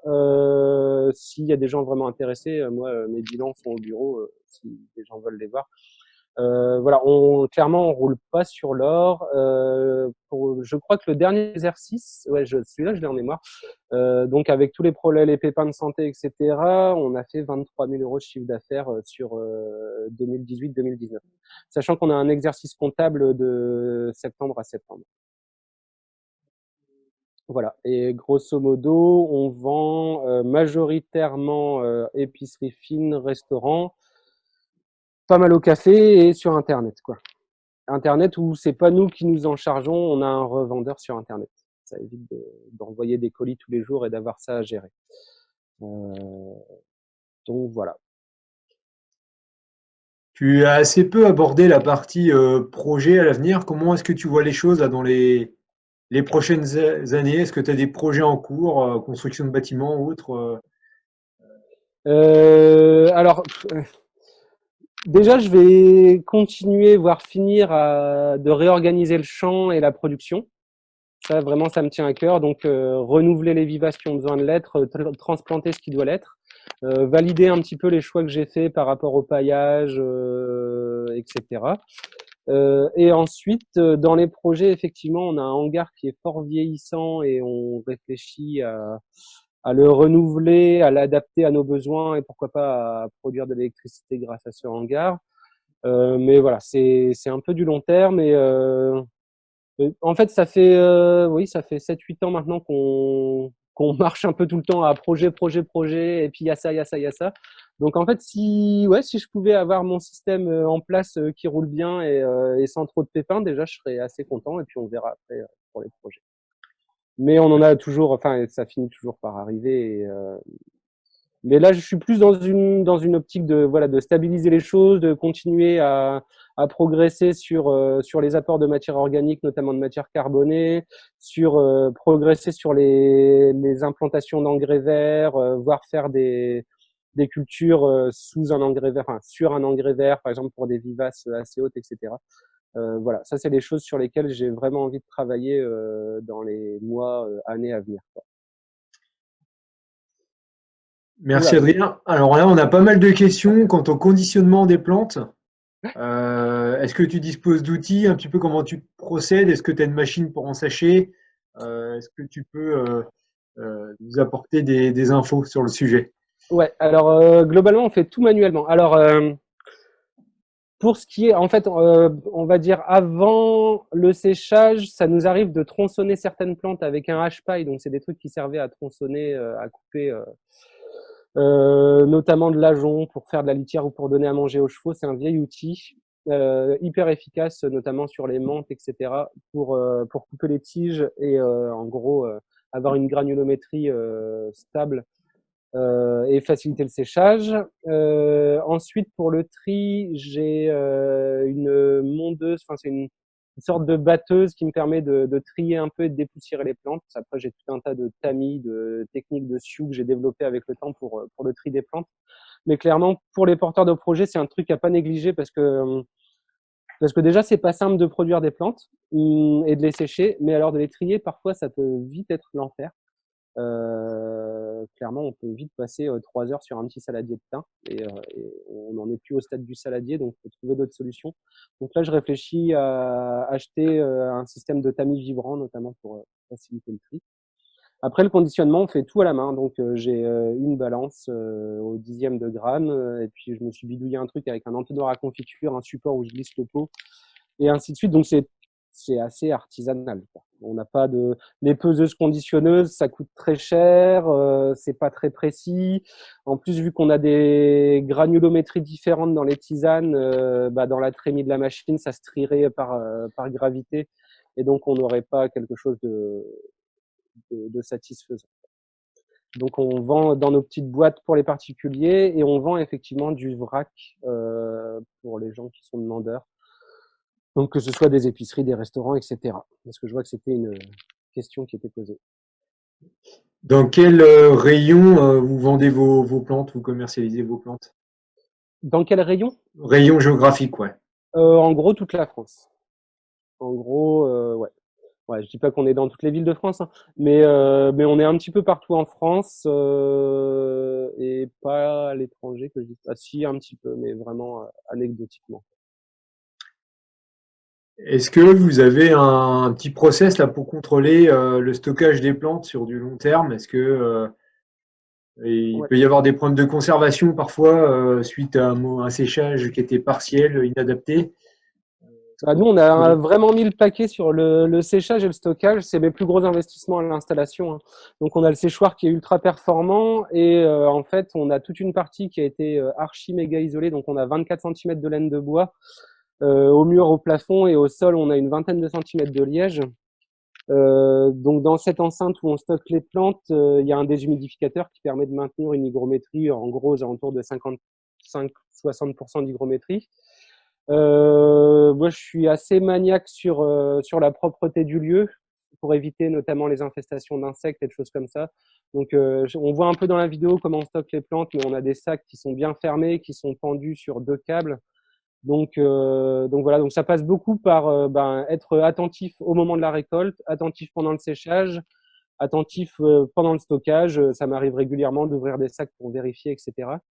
Pour l'instant, on n'a pas eu de problème. On fait pas d'analyse bactériaux. Je sais qu'il y a certains producteurs qui en font une par an, histoire de satisfaire soit de la certification ou quoi. Moi, je trouve ça un peu aberrant. Enfin, c'est à un moment, il y a la répression des fraudes qui peut le demander à certains producteurs, mais de faire de la bactério sur des plantes sèches qu'on va mettre dans de l'eau bouillante, je trouve que c'est un petit peu bretelles et ceinture. Et globalement, voilà, hein, ça fait 6 ans, 7 ans que je vends des tisanes. Je n'ai jamais empoisonné personne, quoi. J'espère que ça durera. On a une question là de quelqu'un qui se demande si tu passais les plantes sèches un petit peu au congélateur. Non, alors j'ai jamais eu à le faire. C'est vrai que c'est un procédé qui peut être utilisé quand on a des problèmes d'insectes, notamment dans les fleurs. Ça, c'est encore un gros plus du séchoir qu'on a, c'est qu'en fait, il sèche vraiment, il envoie de l'air sec. Les insectes, ils aiment pas trop ça. Et en fait, il y a un compartiment en dessous du caisson où il y a toutes les poussières qui tombent et notamment les insectes. Donc en fait, avec l'air sec et un petit peu chaud, ils sont vraiment pas très à l'aise, les insectes, un peu KO. Du coup, ils tombent au fond. Donc nous, j'ai eu une fois un petit problème d'insectes sur un lot, un sac de mélange qui avait dû être laissé ouvert quelque part ou je sais pas trop. Donc j'ai eu le problème une fois, donc on a tout inspecté, tout vidé, tout nettoyé. Heureusement, c'était très localisé. Mais en dehors de ça, on n'a jamais eu besoin de congeler de l'eau. Mais si jamais j'ai à le faire, parce que je sais pas moi, si j'ai 6 kilos de camomille romaine et que je vois qu'il y a un insecte qui se balade dedans, bah ouais, je congèlerai avant de retrier quoi. Je pense pas, ça doit pas être très préjudiciable à la qualité. Après, tant que j'ai pas à le faire, je pense que je suis content.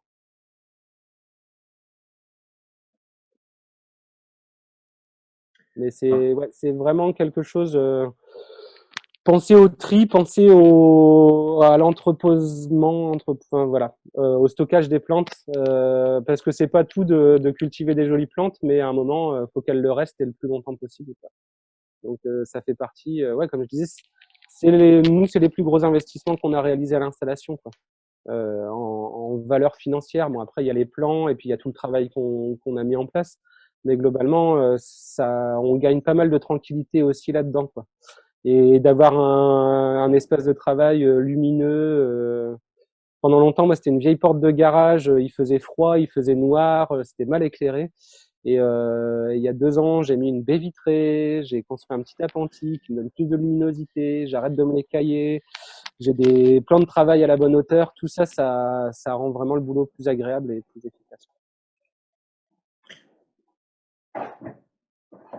Et c'est là où on voit que l'ergonomie a toute son importance, que ce soit pour une exploitation maraîchère ou pour des PAM. Effectivement, c'est ultra important aussi pour avoir une exploitation qui soit durable dans le temps et sur les points de santé et puis usure et motivation aussi, Et quoi. motivation, ouais. Ouais.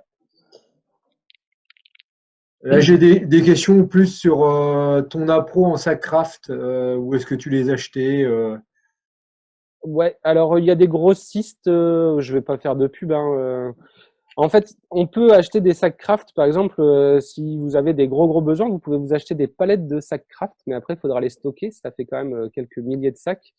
Sinon, il y a des spécialistes en gros, qui font de la dépalettisation, donc on peut les acheter par centaines globalement. Donc voilà, sur internet, vous tapez sac craft. Après, voilà, c'est du double couche, donc il y a 2 plis de craft. Après, vous choisissez le fond, comment il est, tout ça, mais la contenance, ça c'est selon les besoins de chacun. Mais globalement, enfin voilà, j'ai pas spécialement envie de donner des noms de fournisseurs, enfin faire de la pub. J'en ai un, je sais pas si c'est le meilleur. Après, peut-être que vous pouvez vous rapprocher de quelqu'un si vous connaissez des paysans boulangers qui achètent des sacs neufs. Peut-être qu'ils en achètent des palettes et qu'ils pourront vous en dépanner quelques-uns. Tout dépend de vos besoins, quoi. Moi, je réutilise pas les sacs. Ça fait partie un peu de ma prophylaxie aussi par rapport aux insectes, etc. Donc voilà. Après, j'en ai acheté il y a 2-3 ans et il m'en reste encore quelques-uns. Et j'essaye de pas acheter des volumes dingues et de devoir les stocker. Voilà, voilà. Euh, on revient très légèrement là sur la partie un peu économique. Est-ce que tu as déjà savoir un petit peu, suivre un peu tes coûts de production ou c'est des choses pour lesquelles tu t'es pas véritablement intéressé? Ça m'intéresse, c'est compliqué. Alors en fait, au départ, quand on a construit notre prévisionnel, on avait un peu pris les choses à l'envers. On s'était dit, ben voilà, on est capable de produire tel volume. À combien il faut le vendre pour réussir à en vivre? Et du coup, on était arrivé à un prix globalement à 250 € le kilo de plantes sèches commercialisées. Donc voilà, c'était notre prix de vente pendant longtemps. Sauf qu'en fait, du romarin ou de la monarde ou de la camomille, ça demande pas du tout le même temps de travail, la même complexité, etc. Donc j'ai pu, avec l'aide d'une stagiaire, en fait, on a fait une grille, on s'est mis 6-8 facteurs en fait qui permettent de se rendre compte de la complexité de production de chaque plante. Donc ça va de la difficulté d'obtenir les semences, les plants, machin, aux besoins en eau, à la difficulté de désherbage, la complexité du séchage, du tri, etc. Et à chaque fois, on a mis une note de 1 à 5 sur ces critères-là pour chaque plante. Et ensuite, on a fait des familles de prix, quoi. Et en gros, donc ça va de 18 euros les 100 grammes à 35 euros les 100 grammes. Et après, ça nous permet donc d'avoir fait le prix des mélanges comme ça, où on a bossé comme ça. Le problème en PAM, c'est qu'il y a beaucoup de gens qui se sont installés en allant faire de l'étude de marché à la Biocop et en se prenant les prix de grossistes importateurs. Et puis bah forcément, après, bah, on se paye au SMIC bulgare ou marocain parce que les plantes, elles viennent de là-bas. Et donc voilà. Donc nous, on est plus cher que pas mal de nos collègues. Voilà, c'est un choix. Je pense que voilà, c'est le prix de notre travail et c'est ce qui nous permet d'en vivre et de le faire bien. Mais c'est une vraie question en PAM en tout cas, je pense. N'hésitez pas à continuer à poser vos questions, hein. Profitez aussi du temps que nous accorde Adrien là voilà, voilà, pour apprendre et puis pour avoir de nouvelles informations. Je vais profiter du temps que les dernières questions seront posées pour donc déjà vous remercier d'avoir été présent aussi nombreux aujourd'hui. William, on était combien? On était environ une petite trentaine là, autour de Voilà, cette visio. une petite trentaine de personnes et je pense que ça a valu le coup. Adrien, Claire, vous avez ouvert les portes à Agrobio 35 pour qu'on puisse faire cette vidéo de reportage et maintenant cette porte ouverte sous un format inédit. Donc personnellement, je tire un résumé très positif. Vous allez recevoir de notre part un mail avec le lien pour pouvoir revisualiser la vidéo tranquillement et on va vous également envoyer un lien pour que vous puissiez nous faire parvenir votre degré de satisfaction et nous dire comment on pourra nous améliorer encore. Donc ces deux points, ça va venir par mail. Je profite de cette occasion également de rappeler que AgroBio 35, c'est un groupement d'agriculteurs biologiques du département 35. Donc, on est là pour faire avancer vos projets. Nous défendons la bio. Et donc, si vous avez besoin de plus d'informations sur la conversion en bio et ou l'installation, AgroBio 35 est votre interlocuteur. N'hésitez pas à revenir vers nous. Nous avons un site web que je vais vous afficher tout à l'heure et également 2 fermes ouvertes cette semaine encore en perspective. Donc, si cela vous a plu aujourd'hui, sachez que demain, mardi, il y aura une autre ferme ouverte sous ce format chez Thomas et Léna, maraîchage diversifié. Et ce jeudi, une ferme ouverte en lait bio au sujet de préparer sa transmission et s'installer progressivement en système lait bio. Donc, demain, la ferme ouverte maraîchage, jeudi, en lait bio. Donc, n'hésitez pas à vous rendre sur le site d'AgroBio 35 pour vous inscrire dans une ou dans les 2 fermes ouvertes que je viens de citer. Je vais vous également partager l'écran avec un lien raccourci. Vous allez le voir en bas. Donc, si vous notez cette adresse, vous pouvez accéder directement à l'inscription des 2 fermes ouvertes évoquées.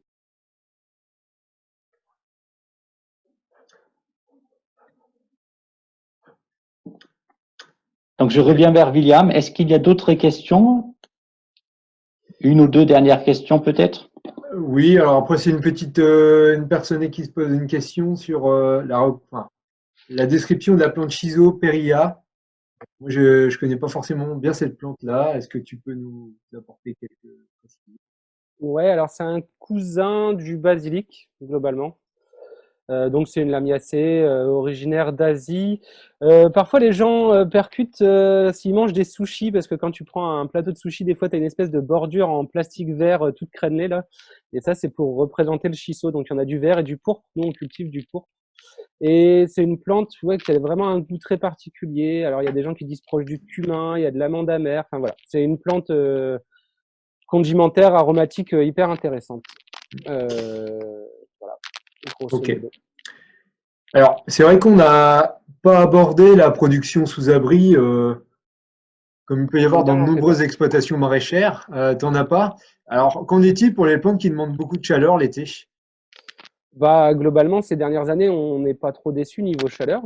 Ouais. J'avoue que moi, j'ai pas une grande appétence pour le travail sous serre. Vu que j'ai pas peu de problèmes de maladies et de ravageurs, je me dis que c'est bien que ça continue comme ça. En fait, on a aussi privilégié des plantes qui s'adaptaient bien à notre pédoclimat. Donc voilà. Et parfois on me demande, ah ben, j'aime bien les tisanes avec des goûts de fruits exotiques, vous faites ça? Bah non, désolé, non. Pas encore. Mais en fait, voilà, il y a une telle richesse dans le monde végétal qu'on peut trouver des plantes adaptées. Après, je me prive pas de l'idée un jour de mettre une serre, etc. Mais je trouve que c'est beaucoup de contraintes sur nos productions pour un résultat qui, pour l'instant, me paraît pas justifier ces contraintes-là. Parce qu'il y a quand même beaucoup de plantes qui, justement, développent des arômes parce qu'elles répondent à un stress, etc. Notamment hydrique, mais aussi de température, d'agresseurs, etc. Donc, en fait, de mettre des plantes un peu dans un cocon, etc. Effectivement, je pourrais, peut-être que je ferais 300% de plus de basilic, mais c'est pas le but. En fait, j'ai pas besoin de faire 300% de plus de basilic. Je préfère avoir du basilic qui est beau et qui a un super goût. Donc voilà. Pour l'instant, j'ai pas de besoin. Après, c'est vrai que quand on voit les 15 derniers jours, ça pourrait faciliter les choses. Mais c'est pas vraiment au programme pour l'instant. Donc Ok. là, on a juste une petite serre sur le plan, effectivement, à part une petite serre. On a juste une petite serre qui nous permet de faire les multiplications au printemps et de faire un peu espace tampon quand on récupère des plants chez le pépiniériste et qu'on peut pas les planter tout de suite pour faire un petit peu d'acclimatation, quoi. Alors, il y avait une personne qui se questionnait si tu étais toujours à la recherche d'un ou d'une éventuelle associée. Ouais, c'est vrai que j'ai vu la question passer. C'est une question hyper compliquée. Bon, j'étais un peu douché par le fait que ce soit pas très bien terminé avec mon associé de l'époque. Je pense qu'en fait, c'est à la fois j'aime beaucoup travailler avec des gens et on est heureux d'accueillir des gens en stage, etc.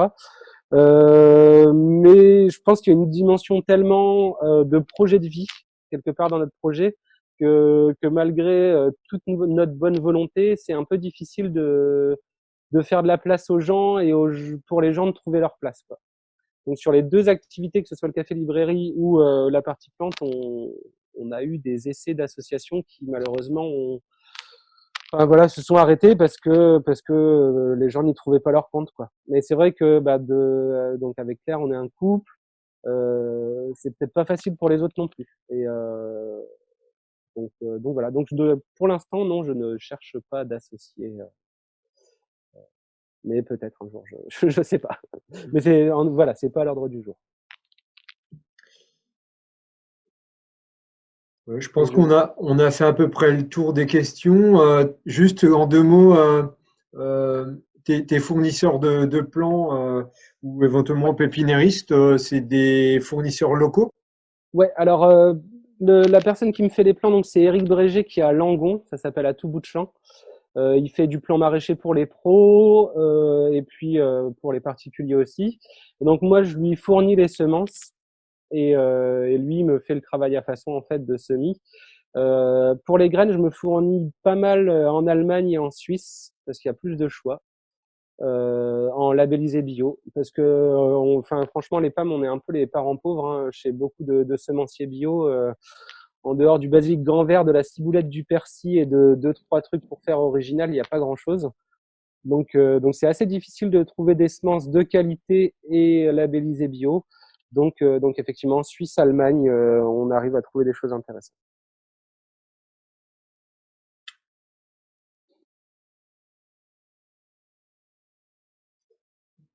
Oui, donc là, une question que tu viens de voir aussi comme moi sur est-ce que vous arrivez à conserver ces temps d'intimité de couple, on va dire, euh, le fait aussi que votre maison soit Ouais. à proximité de votre exploitation. En fait, ce qui nous a apporté pas mal de sérénité là-dessus, c'est en fait, tout le monde, enfin, c'est un peu un lieu commun de dire, ah, faut séparer vie professionnelle et vie personnelle. Et je veux dire, et en fait, c'est impossible parce que même si deux personnes travaillent à l'extérieur, le soir, quand elles rentrent, s'il y en a un qui a eu une mauvaise journée, bah, il va tirer la gueule et puis ça va mal se passer. Donc, en fait, je pense que c'est assez illusoire de vouloir totalement séparer vie professionnelle et vie personnelle. Et en fait, on a fait des choix qui rendent ça totalement impossible de toute façon. Donc, maintenant, on a plutôt pris le parti d'assumer ça et d'en être conscient. Et donc lui, en fait, on arrive à se libérer du temps, à avoir du temps pour nous. En fait, c'est une grande chance aussi. On est beaucoup ensemble, donc forcément, on est obligé d'apprendre à mieux communiquer ensemble pour pas se disputer tout le temps et aussi à se laisser de l'espace à chacun. Voilà, donc on a chacun aussi nos tâches et nos espaces où on peut être tranquille à faire un truc. Donc c'est un truc un peu du quotidien à mettre en place. Faut communiquer, mais voilà, on a la chance de bosser à la maison aussi. Donc si on a envie de se faire un bon petit repas le midi et puis au lieu de manger vite fait en deux-deux, de prendre 2 heures pour manger ensemble, se faire un bon repas et se mettre des chandelles sur la table, on peut quoi. Il y a plein de bons côtés aussi quoi. Donc justement, Adrien, tu nous as dit qu'il serait possible d'aller plus loin sur la connaissance de ton système, la possibilité de te rendre visite. Est-ce que tu veux formuler, on va dire, les conditions? Dans quel cadre tu pourrais accepter d'accueillir des gens? Alors pour les personnes éligibles au Vivea, c'est 200 €. Non, non. Bah, en fait, ça dépend de la charge de travail qu'on a sur la ferme au moment où les gens souhaitent venir, quoi. Le mieux, c'est de nous passer un petit coup de fil ou de nous envoyer un email, et puis on essaiera de convenir d'un moment qui puisse aller à tout le monde, quoi. Euh, voilà, le mieux. Alors, si c'est juste quelques questions, bah, peut-être qu'on peut faire ça par téléphone, par mail. S'il y a des gens qui souhaitent visiter physiquement, en fait, peut-être, je sais pas si c'est possible, mais à la limite de grouper, de se mettre d'accord à plusieurs. Euh, Vous avez vu, j'aime bien parler, hein, mais répéter tout le temps la même chose, des fois, c'est fatigant. Donc s'il y a 10 personnes qui ont envie de venir, bah, si vous venez tous les 10 en même temps, encore mieux. Et voilà, bah, prenez contact, hein, mon numéro de téléphone est sur Internet. Donc justement, vous avez un site internet avec également des informations sur votre projet et votre activité. Donc que personnellement je trouve très réussi. Donc j'invite tout le monde de se rendre sur ce site, notamment sur la partie blog, pour relire l'histoire de Claire et Adrien avec leur projet. Et un autre moyen, alors on a commencé à le faire un petit peu. Claire est assez active sur les réseaux sociaux, notamment sur Instagram, donc ça c'est un bon moyen de nous contacter. Puis on a commencé à faire des petites vidéos sur les paillages, etc. Donc voilà. Je vois qu'il y a des nouvelles questions, Adrien. Ouais. Est-ce que tu es amené à faire de la cueillette, entre guillemets, sauvage, ou alors de la cueillette, je veux dire, sur des plantes à strates arbustives, on te voit renifler, ou plutôt sentir, pardon, des fleurs de sureau dans la vidéo, avec la bonne odeur le litchi. Est-ce que tu utilises ces plantes aussi dans la Ouais, composition? alors justement, ça fait partie des plantes qu'on fait en cueillette sauvage, le sureau. Globalement, en sauvage, on fait sureau, frêne, reine des prés et bruyère. Ça, c'est ce qu'on fait en cueillette sauvage. Donc, on le fait en cueillette sauvage parce qu'en fait, c'est des plantes qui sont globalement endémiques et ça sert à rien de les cultiver parce qu'on a des jolis lieux de cueillette propres autour de chez nous pour récolter ces plantes-là. Bon, après, on va respirer du sureau. Effectivement, on a planté une haie, donc on s'est dit que tant qu'à faire, si on mettait des sureaux dedans, c'était pas stupide. En arbre aromatique, je vois que c'est dans la question. On a aussi planté des tilleuls, voilà, des choses comme ça, quoi. Et ça fait partie, ouais, tout à l'heure, tu me posais la question des évolutions, des projets. Ça serait peut-être d'agroforester un petit peu le champ, de mettre des rangées d'arbres, et notamment d'arbres qui nous sont utiles dans notre production. Donc voilà. Une question matérielle, quel tracteur, quel outil de traction tu as, que tu peux nous donner des infos sur la puissance notamment? Ah, on en finit toujours par ça quand même, hein, dans les trucs de paysans. Alors, bah, moi, je suis ridicule, hein. J'ai un Massey Ferguson 140, donc, qui date de 1969. Donc, c'est un vieux pépère qui fait 43 chevaux. Enfin, il a dû en larguer quelques-uns en route, mais globalement, il fonctionne pas mal. Donc, c'est un petit tracteur. C'est pas un micro-tracteur dans le sens où il a un empattement assez large, une garde au sol relativement haute. Mais voilà, avec une puissance assez limitée, quoi. Mais qui me convient bien pour ce que j'ai à faire, quoi. Bon, bah, après, si j'avais 10 chevaux de plus, comme tout le monde, je dirais que c'est pas mal, hein, mais et un chargeur et machin et trucs. C'est en gros, je pense que c'est le basique de chez basique du tracteur. L'avantage, c'est que ça coûte pas très cher, c'est fiable, ça se répare facilement. Donc voilà. Merci Donc, Adrien. Je crois qu'à l'heure actuelle, on a fait à peu près le tour des questions qui ont été posées par ceux qui Ouais. nous écoutent. N'hésitez pas à apporter vos nouvelles questions. J'essaye de remonter un peu le fil des questions, mais effectivement, j'ai l'impression que On a normalement répondu à l'ensemble des questions, fait en sorte de frustrer personne. donc, si vous avez posé une question qui n'a vraiment pas été répondue, à laquelle on n'a vraiment pas pu répondre pour l'instant, n'hésitez pas à la reposer. ouais, On va se donner encore 5 minutes, donc on s'approche des 4 heures. Donc, on aura passé 2 heures ensemble.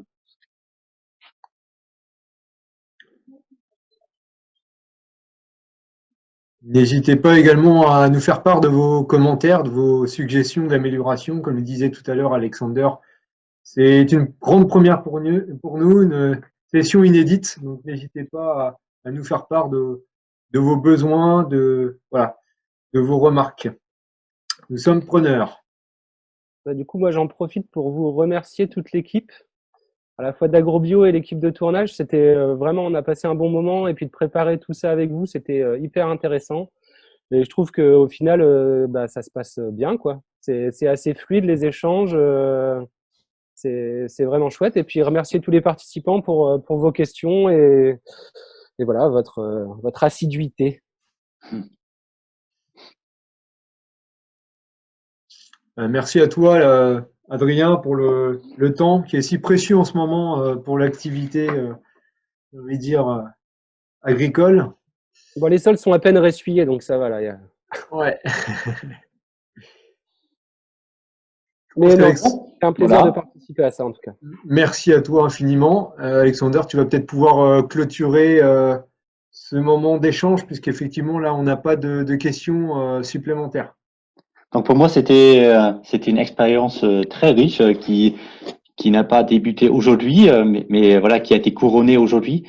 Et suite à nos rencontres en présentiel, donc j'essaye qu'on a pu vous emmener, même si c'est en travers d'un ordinateur, sur la ferme d'Adrien et de Claire, que vous avez une bonne idée voilà, de quoi consiste le projet d'Adrien et Claire, comment ils se sont débrouillés pour faire face à un grand imprévu. Donc, grâce à l'innovation, qu'ils ont pu découvrir sur le salon de la Terre et notre métier. Donc, je pense que c'est un bel exemple de réussite. Et donc, je vous le souhaite tous également dans vos projets. Vous allez recevoir un mail avec le lien de la vidéo plus le questionnaire. Donc, si vous voulez nous faire un feedback un peu plus détaillé, n'hésitez pas. Et donc, sinon, je vous souhaite une bonne continuation de la part d'Agrobio 35. Et je vous dis à bientôt, peut-être déjà demain. Eh bien, encore merci Adrien, et puis bah, très bonne journée à vous tous. Merci à tous. À bientôt. Au revoir, à bientôt. Au revoir. Au revoir.